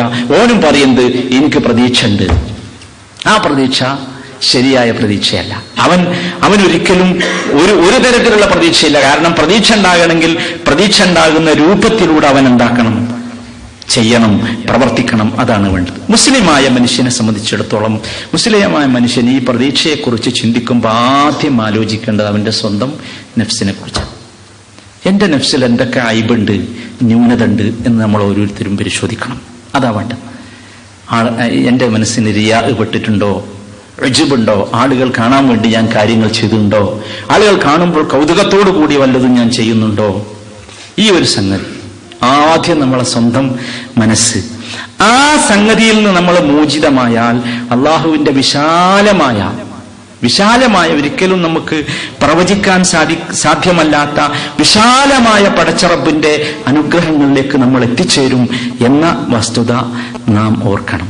പണ്ഡിതന്മാർ പറഞ്ഞത്, മനുഷ്യൻ എന്ന് പറഞ്ഞാൽ അള്ളാഹുവിലേക്ക് സഞ്ചരിക്കുന്ന മനുഷ്യൻ ഒരു പക്ഷിയെ പോലെയാണ് എന്നാണ്. ഒരു പക്ഷിക്ക് 2 ചിറകുണ്ട്, മനസ്സിലായില്ലേ? ഈ 2 ചിറകും ഒരേമാതിരി ബാലൻസിൽ കിട്ടിയാലേ ഒരു പക്ഷിക്ക് നന്നായി പറക്കാൻ കഴിയും. ഇതാണ് അള്ളാഹുവിലേക്ക് പ്രതീക്ഷയോടെ പോകുന്ന ഒരു മനുഷ്യന്റെ അവസ്ഥ. 2 ചിറക് ഈ പ്രതീക്ഷയുടെ സമയത്ത് മനുഷ്യനുണ്ടാകണം. ഒന്ന്, കിട്ടാനുണ്ട് എന്ന പ്രതീക്ഷ. രണ്ടാമത്തേത്, ഞാൻ അങ്ങനെ ചെയ്തിട്ടില്ലെങ്കിൽ എനിക്ക് അപകടമുണ്ട് എന്ന ഭയം. ഞാൻ അള്ളാഹ് പറഞ്ഞതുപോലെ ചെയ്തിട്ടെങ്കിൽ അപകടമുണ്ട് എന്ന ഭയം. റജാവും ഖൗഫും നമ്മൾ അടുത്ത് പറയേണ്ട വിഷയമാണ്. ഇത് രണ്ടും ഇങ്ങനെ ഒരു പക്ഷിയുടെ ചിറക് പോലെ ബാലൻസ് ചെയ്ത് പോയെങ്കിലേ നമ്മൾ അള്ളാഹുലേക്ക് എത്തും. ഇതിലേതെങ്കിലും ഒന്ന് ഒടിഞ്ഞാലോ, ഒരു ചിറകൊടിഞ്ഞ പക്ഷിയുടെ അവസ്ഥ വരും. 2 ഒടിഞ്ഞാലോ, 2 ചിറകും ഒടിഞ്ഞാൽ പക്ഷിക്ക് എന്താണോ സംഭവിക്കുന്നത് അത് തന്നെയാണ് നമുക്കും സംഭവിക്കുക. ഇത് പണ്ഡിതന്മാരൊരു പക്ഷിയോട് ഈ മനുഷ്യനെ ഉപമിച്ച് നമുക്ക് പഠിപ്പിച്ചു തന്നതാണ്. ഇവിടെ നമ്മൾ ഏറ്റവും കൂടുതൽ ശക്തമായി ചിന്തിക്കേണ്ട ഒരു സംഗതിയും ഇതാണ്. നമുക്ക് ആ ഒരു അവസ്ഥയിലാണോ നമ്മൾ? ഇതിങ്ങനെ അള്ളാഹുവിലുള്ള പ്രതീക്ഷയും അള്ളാഹുവിന്റെ ഫളലിലുള്ള പ്രതീക്ഷയും അള്ളാഹുവിന്റെ അദാബിനെ കുറിച്ചുള്ള ഭയവും ഒരേ രൂപത്തിൽ ബാലൻസ് ചെയ്ത് കൊണ്ടുപോയി ജീവിതത്തെ എങ്ങനെ ഒരു ക്രമീകരിച്ച് നിർത്താൻ നമുക്ക് സാധിക്കുന്നുണ്ടോ ഇല്ലയോ എന്ന അവസ്ഥ അത് നമ്മൾ ഓരോരുത്തരും ചിന്തിക്കണം. ഈ റജാഇന്, പ്രതീക്ഷ എന്ന് പറയുന്നതിന് നമ്മുടെയൊക്കെ ജീവിതത്തിൽ ഒരുപാട് സംഗതികൾ ഉണ്ടാക്കി തീർക്കാൻ സാധിക്കും. നമ്മൾ കണ്ടിട്ടില്ല, നിരാശരായ സമൂഹം ആത്മഹത്യയിലേക്ക് പോകുന്ന, നിരാശ വന്ന് അവസാനം മാനസിക രോഗികളാകുന്ന ഒരു സമൂഹമുണ്ട്. അവർ ചിലപ്പം അവർക്ക് യഥാർത്ഥത്തിൽ നമ്മൾ ഈ അള്ളാഹുവിന്റെ റജാഇനെ കുറിച്ച് അവരുടെയൊക്കെ മനസ്സിൽ ഉണ്ടാകേണ്ട ഈ ഒരു ഗുണത്തെക്കുറിച്ച് അവരെ പറഞ്ഞ് മനസ്സിലാക്കി സാവധാനം പഠിപ്പിച്ചു കൊടുത്താൽ നിങ്ങൾക്ക് അവരെ രക്ഷപ്പെടുത്താൻ കഴിയും. ആധുനിക ശാസ്ത്രവും അതാണ് ചെയ്യുന്നത്. നിങ്ങൾ ഈ ഇവരോടൊക്കെ മനസ്സിനെ ചികിത്സിക്കുന്ന മാനസിക രോഗവിദഗ്ധന്മാരെ നിങ്ങളൊന്ന് നല്ലോണം അടുത്തറിയുന്ന ആളുകളുണ്ടെങ്കിൽ ചോദിച്ചു നോക്കൂ. അവരെഴുതി തരുന്ന മരുന്ന് പലതും വല്ല വൈറ്റമിനോ അല്ലെങ്കിൽ വേറെന്തെങ്കിലുമൊക്കെ ഇതുമായിട്ടൊരു ബന്ധമില്ലാത്ത സാധനമായിരിക്കും. പിന്നെന്താ? ആ സംസാരമാണ്, കൗൺസിലിംഗ് ആണല്ലോ യഥാർത്ഥത്തിൽ ഒരു മനുഷ്യന് സമാധാനം നൽകുന്നത്. നിങ്ങൾക്കിപ്പം വളരെ പ്രയാസപ്പെടുന്ന ഒരു മനുഷ്യനെ വിളിച്ച് നിങ്ങൾ അദ്ദേഹത്തെ ഇഷ്ടപ്പെടുന്നു എന്ന് അദ്ദേഹത്തിന്റെ മനസ്സിൽ വിശ്വാസമുണ്ടാക്കിയിട്ട് അദ്ദേഹത്തോടൊന്ന് സംസാരിച്ചു നോക്കൂ. അതാണ് നമുക്ക് അള്ളാഹു ഈ നബി സല്ലല്ലാഹു അലൈഹി വസല്ലം ഈ ഒരു ഇതിലൂടെ നമുക്ക് പഠിപ്പിച്ചിരുന്നത്. അതേ തത്വമാണ്. നമുക്ക് അദ്ദേഹത്തോട് പറയാം, അള്ളാഹുവിൽ പ്രതീക്ഷ അർപ്പിക്കണം. എനിക്ക് എന്നോട് പറയാനുള്ളത് അള്ളാഹുവുമായി ബന്ധപ്പെട്ട വിഷയമാണ്. നീ ഒരിക്കലും ബേജാറാകേണ്ട, പ്രയാസപ്പെടണ്ട. ഇന്നതാണ് നമ്മുടെ ജീവിതം, ഇന്നതാകണം നമ്മുടെ ജീവിതം. നമുക്ക് എങ്ങനെയാണ് ആശ നശിക്കുക? നമ്മൾ എന്തിനാ നിരാശനാകേണ്ടത്? ഈ രൂപത്തിൽ നിങ്ങളിൽ ഈ ഒരു അള്ളാഹുവിന്റെ ചിന്തകളുടെ, അള്ളാഹുവിന്റെ ഖുർആനിന്റെയും റസൂലിന്റെ സുന്നത്തിന്റെയും അടിസ്ഥാനത്തിലുള്ള ചിന്തകളുടെ അടിസ്ഥാനത്തിൽ നിങ്ങൾക്ക് ആ മനുഷ്യനിൽ ഒരു വിശ്വാസം ജനിപ്പിച്ച് നിങ്ങൾ അദ്ദേഹത്തോട് സംസാരിച്ചു നോക്കൂ. വളരെ ഭയങ്കരമായ ഒരു പരിവർത്തനം, പ്രത്യേകിച്ച് ഈ നമ്മുടെ ഈ ജീവിതത്തിന് നിങ്ങൾ ആലോചിച്ച് നോക്കുക. യഥാർത്ഥത്തിൽ ഒരർത്ഥമില്ലാത്ത ജീവിതമല്ലേ നമ്മൾ ജീവിക്കുന്നത്? അല്ലേ? നിങ്ങൾ ആലോചിച്ച് നോക്കൂ, വളരെ ചുരുങ്ങിയ സമയം ദുനിയാവിൽ ജീവിക്കാൻ വേണ്ടി നമ്മൾ എന്തൊക്കെയാണ് ഒഴിവാക്കിയത് അല്ലേ? മനുഷ്യൻ അസ്വസ്ഥതകൾ ഉരുണ്ടുകൂടുന്നതിന് നമ്മൾ ആരെയും കുറ്റം പറഞ്ഞിട്ട് കാര്യമില്ല. അപ്പോ നമ്മൾ സഹോദരന്മാരെ, ഞാൻ അങ്ങനെ ചിന്തിച്ചു, നിങ്ങളൊരു നിർവീര്യമാകാൻ വേണ്ടി പറയല്ല, പക്ഷെ നിങ്ങൾക്ക് വീര്യമുണ്ടാകണം. ഏത് വീര്യമാണ് ഉണ്ടാകേണ്ടത്? ആരാണ് നിങ്ങൾക്ക് വീര്യം നൽകേണ്ടത്? എന്നിട്ട് ഈ നിർവീര്യമായ മനസ്സിന് വീര്യം കൊടുക്കാൻ മനുഷ്യൻ, നിങ്ങൾ ആലോചിച്ചു, ഈ ഹറാമായ വഴികളല്ലേ സ്വീകരിക്കുന്നത്? കള്ളും കഞ്ചാവും സിഗരറ്റും മ്യൂസിക്കും ഒക്കെ എവിടുന്ന് വന്നതാ? ഇതിനെ വീര്യപ്പെടുത്തും. ഈ ദുർബലമായ അസ്വസ്ഥമായ മനസ്സിനെ ഇത് വീര്യപ്പെടുത്തുമെന്ന കടുത്ത അന്ധവിശ്വാസം. എന്നാൽ നിങ്ങൾ ഈ അള്ളാഹിനെ കുറിച്ചുള്ള ഈ പ്രതീക്ഷ നിങ്ങൾ ഇവരോട് പറഞ്ഞു നോക്കൂ. അത്ഭുതം കാണാം നിങ്ങൾക്ക്, അത്ഭുതം. പക്ഷെ അത് പറയേണ്ട രൂപത്തിൽ നമുക്ക് പറയാൻ സാധിക്കണം. ആദ്യം നമുക്ക് ഉറച്ച വിശ്വാസം വേണം, എന്നിട്ട് നമുക്കത് പറയാൻ സാധിക്കണം. ഉറപ്പാണ്. സഹോദരന്മാരെ, 1-2 കാര്യങ്ങളും കൂടി നിങ്ങൾ മനസ്സിലാക്കുക. അതിൽ ഒന്നാമത്തേത്, ഒരു മനുഷ്യന് ഒരു ഉറപ്പായ ഒരു സംഗതി ഞാൻ പറഞ്ഞുതരാം. ഒരു മനുഷ്യന് കൂടുതൽ എന്ത് ഭൗതികമാകട്ടെ അഭൗതികമാകട്ടെ പ്രവർത്തിക്കാനുള്ള പ്രേരണ നൽകുന്നത് എന്താണ്? ഈ റജ ആണ്, ഈ പ്രതീക്ഷ. നിങ്ങൾ ആലോചിച്ച് നോക്കി, എത്ര ബുദ്ധിമുട്ടുള്ള ഒരു പണിയും നമുക്ക് ചിലപ്പോൾ അതിലൊരു ആസ്വാദനം ഉണ്ടാകാറുണ്ടല്ലോ അല്ലേ? ഉറക്കൊയ്ക്കുക എന്നുള്ളത് നമുക്ക് ഭയങ്കര ബുദ്ധിമുട്ടുള്ള പണിയാണ് അല്ലേ? ആണ്. പക്ഷെ നാട്ടിൽ പോകണം നമ്മളൊക്കെ ഉറക്കൊയ്ക്കൂലേ? എന്താ? അതിലൊരു ആസ്വാദനമുണ്ട്, അതിലൊരു ലബ്ധത്തുണ്ട്. അപ്പൊ എന്താ നമ്മൾ മനസ്സിലാക്കേണ്ടത്? നാം ചെയ്യുന്ന പ്രവൃത്തിയുടെ പ്രാധാന്യമനുസരിച്ച് നമ്മളെന്താക്കിയെടുക്കാൻ സാധിക്കും? മാറ്റിയെടുക്കാൻ സാധിക്കും. നമ്മളുടെ മനസ്സിന്റെ അറ്റത്തുള്ള പ്രതീക്ഷക്കനുസരിച്ച് നമുക്ക് എന്താക്കാൻ പറ്റും?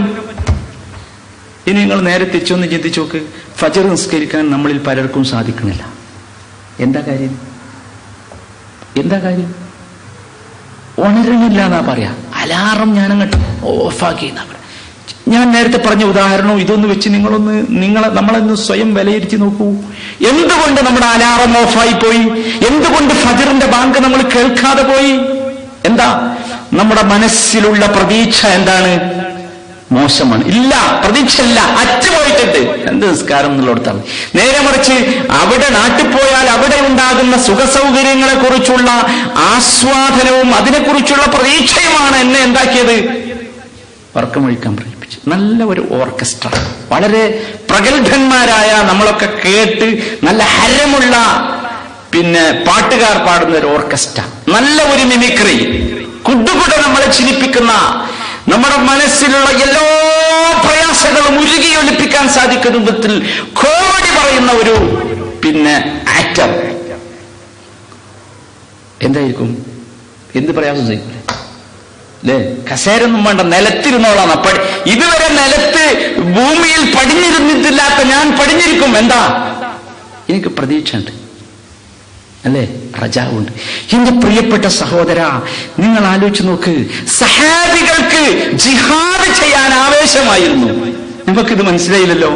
സഹാബികളുടെ ശരീരത്തിൽ നിന്ന് അമ്പുകൾ ഇങ്ങനെ ഊരിയെടുത്തിരുന്നു. എപ്പോ? നിസ്കരിക്കുമ്പോൾ. നമുക്ക് മനസ്സിലായോ? മനസ്സിലായില്ലല്ലോ. എന്താ നമുക്ക് മനസ്സിലായിട്ടില്ല? എന്താ ജിഹാദ് ചെയ്യാൻ ആവേശം? എന്തു? ഒരു വിഷയത്തിൽ അതിന് കഠിനമായ പ്രയാസവും കഷ്ടപ്പാടും നിർവഹിക്കാൻ നമ്മൾ സന്നദ്ധമാകും എപ്പോൾ? നമുക്ക് ആ വിഷയത്തിൽ അതിശക്തമായ രൂപത്തിലുള്ള പ്രതീക്ഷ നമ്മുടെ മനസ്സിലുണ്ടെങ്കിൽ അല്ലേ? കുട്ടികൾ പരീക്ഷ എഴുതുന്നുണ്ടല്ലോ. നിങ്ങൾ എൻട്രൻസ് എക്സാം എന്ന് പറഞ്ഞ സാധനം ഉണ്ട് നമ്മളെ നാട്ടിൽ. നിങ്ങളെ മക്കളോ അഞ്ചന്മാരോ ഒക്കെ ആരെങ്കിലും എഴുതിയെന്നെങ്കിൽ അറിയാം അതിന്റെ അവസ്ഥ എന്താ. ഭയങ്കരമായ കഷ്ടപ്പാടാ. ഊണും ഉറക്കവും ജീവിതവും സൗകര്യവും ഒഴിവും ഒന്നുമില്ലാതെ പെരും കഷ്ടപ്പാടാ. എങ്ങനെയെങ്കിലും എവിടെ പോയാ ഒരുപാട് ദൂരെ ഏതെങ്കിലും ഒരു ഓണം കയറാൻ മൂലയിലുള്ള ഒരു ഇൻസ്റ്റിറ്റ്യൂട്ടിൽ പോയി അതിന്റെ സമീപത്ത് എവിടെയെങ്കിലും ഒന്ന് ചുരുണ്ട് കൂടാനുള്ള സ്ഥലം കിട്ടിയാൽ അതുവരെ ശീതീകരിച്ച റൂമിൽ മാത്രം കിടന്നുറങ്ങി നല്ല സുഖത്തോടുകൂടി നല്ല ഭക്ഷണം കഴിച്ച് ജീവിച്ച കുടുംബത്തിലെ കുട്ടി റെഡിയാ. എന്താ കാര്യം? ആ ഇൻസ്റ്റിറ്റ്യൂട്ടിൽ പോയി എൻട്രൻസ് എക്സാമിന് വേണ്ടിയുള്ള കോച്ചിങ് നടത്തിയാൽ ഉറപ്പാണ് എന്ത് കിട്ടും. അപ്പോൾ എന്റെ പ്രതീക്ഷയാണ് എന്ത്? എനിക്ക് ഡോക്ടറാകാം. പ്രതീക്ഷയാണ് വിഷയം. പ്രതീക്ഷ വിഷയം. അപ്പൊ സഹോദരങ്ങളെ, അള്ളാഹുവിനെ കുറിച്ചുള്ള പ്രതീക്ഷ, അള്ളാഹുവിന്റെ ദറജാത്തുകളെ കുറിച്ച്, പദവികളെ കുറിച്ച്, സ്വർഗത്തകളെ കുറിച്ച്, ഫളായിലിനെ കുറിച്ചൊക്കെയുള്ള അള്ളാഹുവിനെ കുറിച്ചുള്ള പ്രതീക്ഷ നമ്മുടെ മനസ്സിലുണ്ടായാൽ ഫജ്ർ അല്ല, ഫജ്റിന്റെ 2 മണിക്കൂർ മുമ്പ് നമ്മൾ എഴുന്നേറ്റ് നിസ്കരിക്കും. അല്ലേ? നമുക്ക് രാത്രി നിസ്കരിക്കാൻ കഴിയുന്നില്ലല്ലോ, ഫജ്ർ പോട്ടെ, അതിന്റെ മുമ്പ് കഴിയില്ല. പക്ഷെ സഹാബത്ത് അതിലുള്ള ലദ്ദത്ത്, അതിലുള്ള ആസ്വാദനം, ഇപ്പൊ ഒന്ന് ചിന്തിച്ചു നോക്കൂ, എങ്ങനെയായിരുന്നു അവർ ആസ്വദിച്ചത് എന്ന്. എങ്ങനെയായിരിക്കും അവർ ആസ്വദിച്ചിട്ടുണ്ടാകുക? ഈ ഒരു ആസ്വാദനം നമുക്ക് കിട്ടണമെങ്കിൽ അള്ളാഹുവിനെ കുറിച്ചുള്ള പ്രതീക്ഷ നമ്മുടെ മനസ്സിൽ ഇങ്ങനെ നിറഞ്ഞു നിൽക്കണം. വീണ്ടും വീണ്ടും അള്ളാഹു നൽകാനുള്ള കാര്യത്തെക്കുറിച്ച് നമ്മൾ എന്താക്കണം?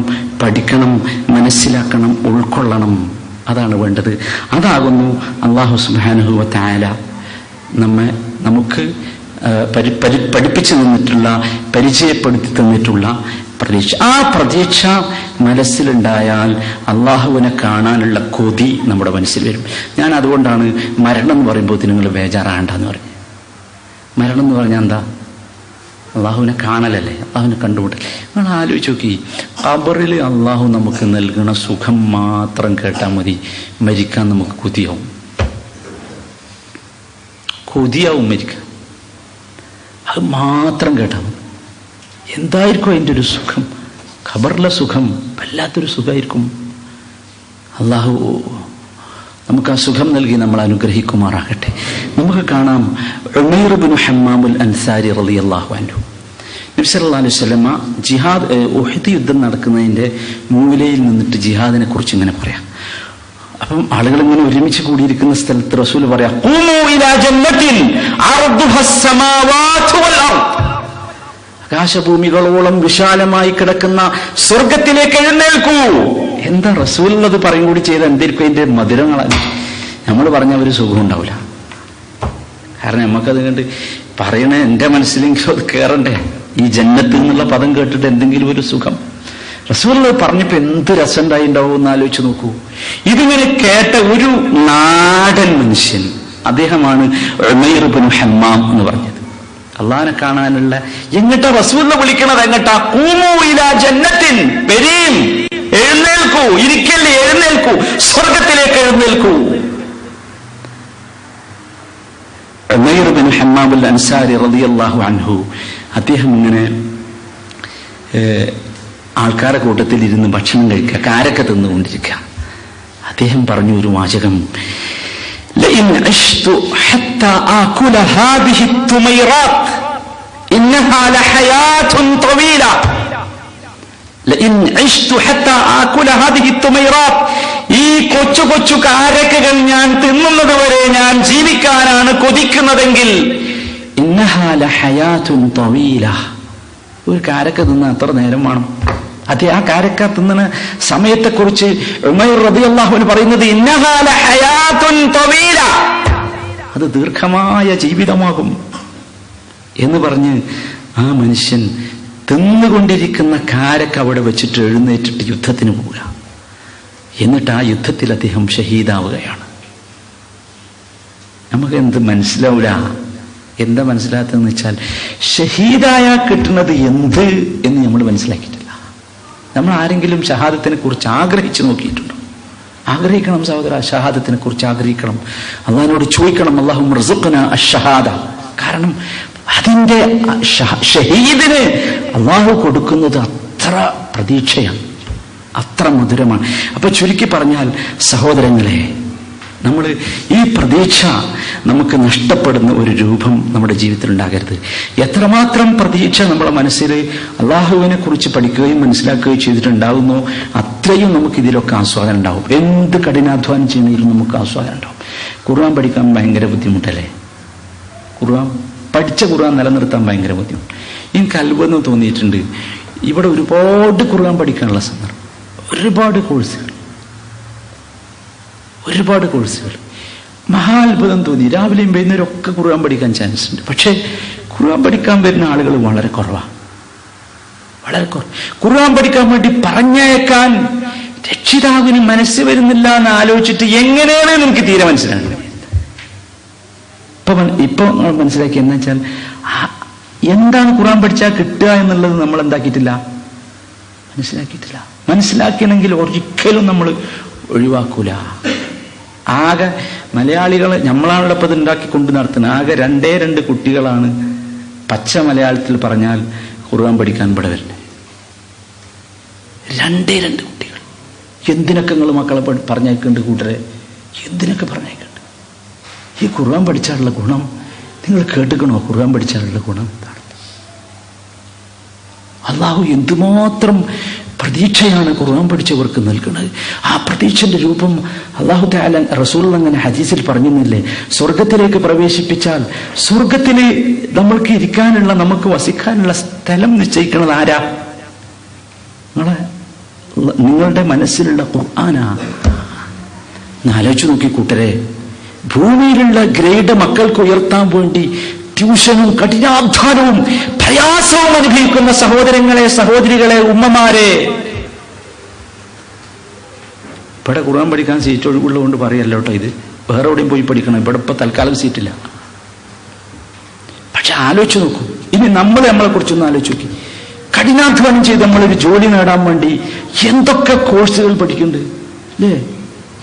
എന്തൊക്കെ കോഴ്സുകൾ, ഭയങ്കരമായ കോഴ്സുകൾ നമ്മൾ പഠിക്കാൻ റെഡിയാ. എന്താ പ്രതീക്ഷ ഉണ്ട്? എന്താ? ശമ്പളം കൂടി കിട്ടും അല്ലേ? 50 റുപ്യ കൂടി കിട്ടും, 50 ദിർഹം കൂടി കിട്ടും, കൂടി കിട്ടി ആ പ്രതീക്ഷ ഉണ്ട്. എന്നാ സഹോദര, ഖുർആൻ പഠിച്ചാൽ എന്തൊക്കെ കൂടാനുണ്ട്? ഒരുപാട് കൂടാനുണ്ട്. ഒരിക്കലും നിശ്ചയിക്കാൻ നിങ്ങൾക്ക് സാധ്യമല്ലാത്ത അത്ര. ഞാൻ അവസാനിപ്പിക്കുകയാണ് സഹോദരങ്ങളെ. അല്ലാഹു സുബ്ഹാനഹു വ തആല ഈ ഒരു പ്രതീക്ഷ നിലനിർത്തി ജീവിക്കുന്ന സൗഭാഗ്യവാന്മാരിൽ നമ്മളെയൊക്കെ ഉൾപ്പെടുത്തുമാറാകട്ടെ. സഹോദരങ്ങളെ, ഒരുപാട് വൈകി എനിക്കറിയാം. എനിക്കൊരു പ്രതീക്ഷ ഉണ്ടായിരുന്നു, അതാണ് വൈകാനുള്ള കാരണം. അപ്പൊ എനിക്കതിലൊരു ആസ്വാദനമുണ്ട്. നിങ്ങളിൽ എത്ര പേർക്ക് ആസ്വാദനം ഉണ്ടായി, എത്ര പേർക്ക് എന്നോട് വെറുപ്പുണ്ടായി വൈകിയതിൻ്റെ പേരിൽ എനിക്കറിയില്ല. ഏതായിരുന്നാലും അള്ളാഹു നമ്മെ ജന്നാത്തുൽ ഫിർദൗസിൽ ഒരുമിച്ച് കൂട്ടുമാറാകട്ടെ. റബ്ബനാ ആതിനാ ഫിദ്ദുനിയാ ഹസന വഫിൽ ആഖിറതി ഹസനതൻ വഖിനാ അദാബന്നാർ. വസല്ലല്ലാഹു വസല്ലമ അലാ റസൂലിഹിൻ നബിയിൽ കരീം വഅലാ ആലിഹി വസഹ്ബിഹി അജ്മഈൻ. അമ്മ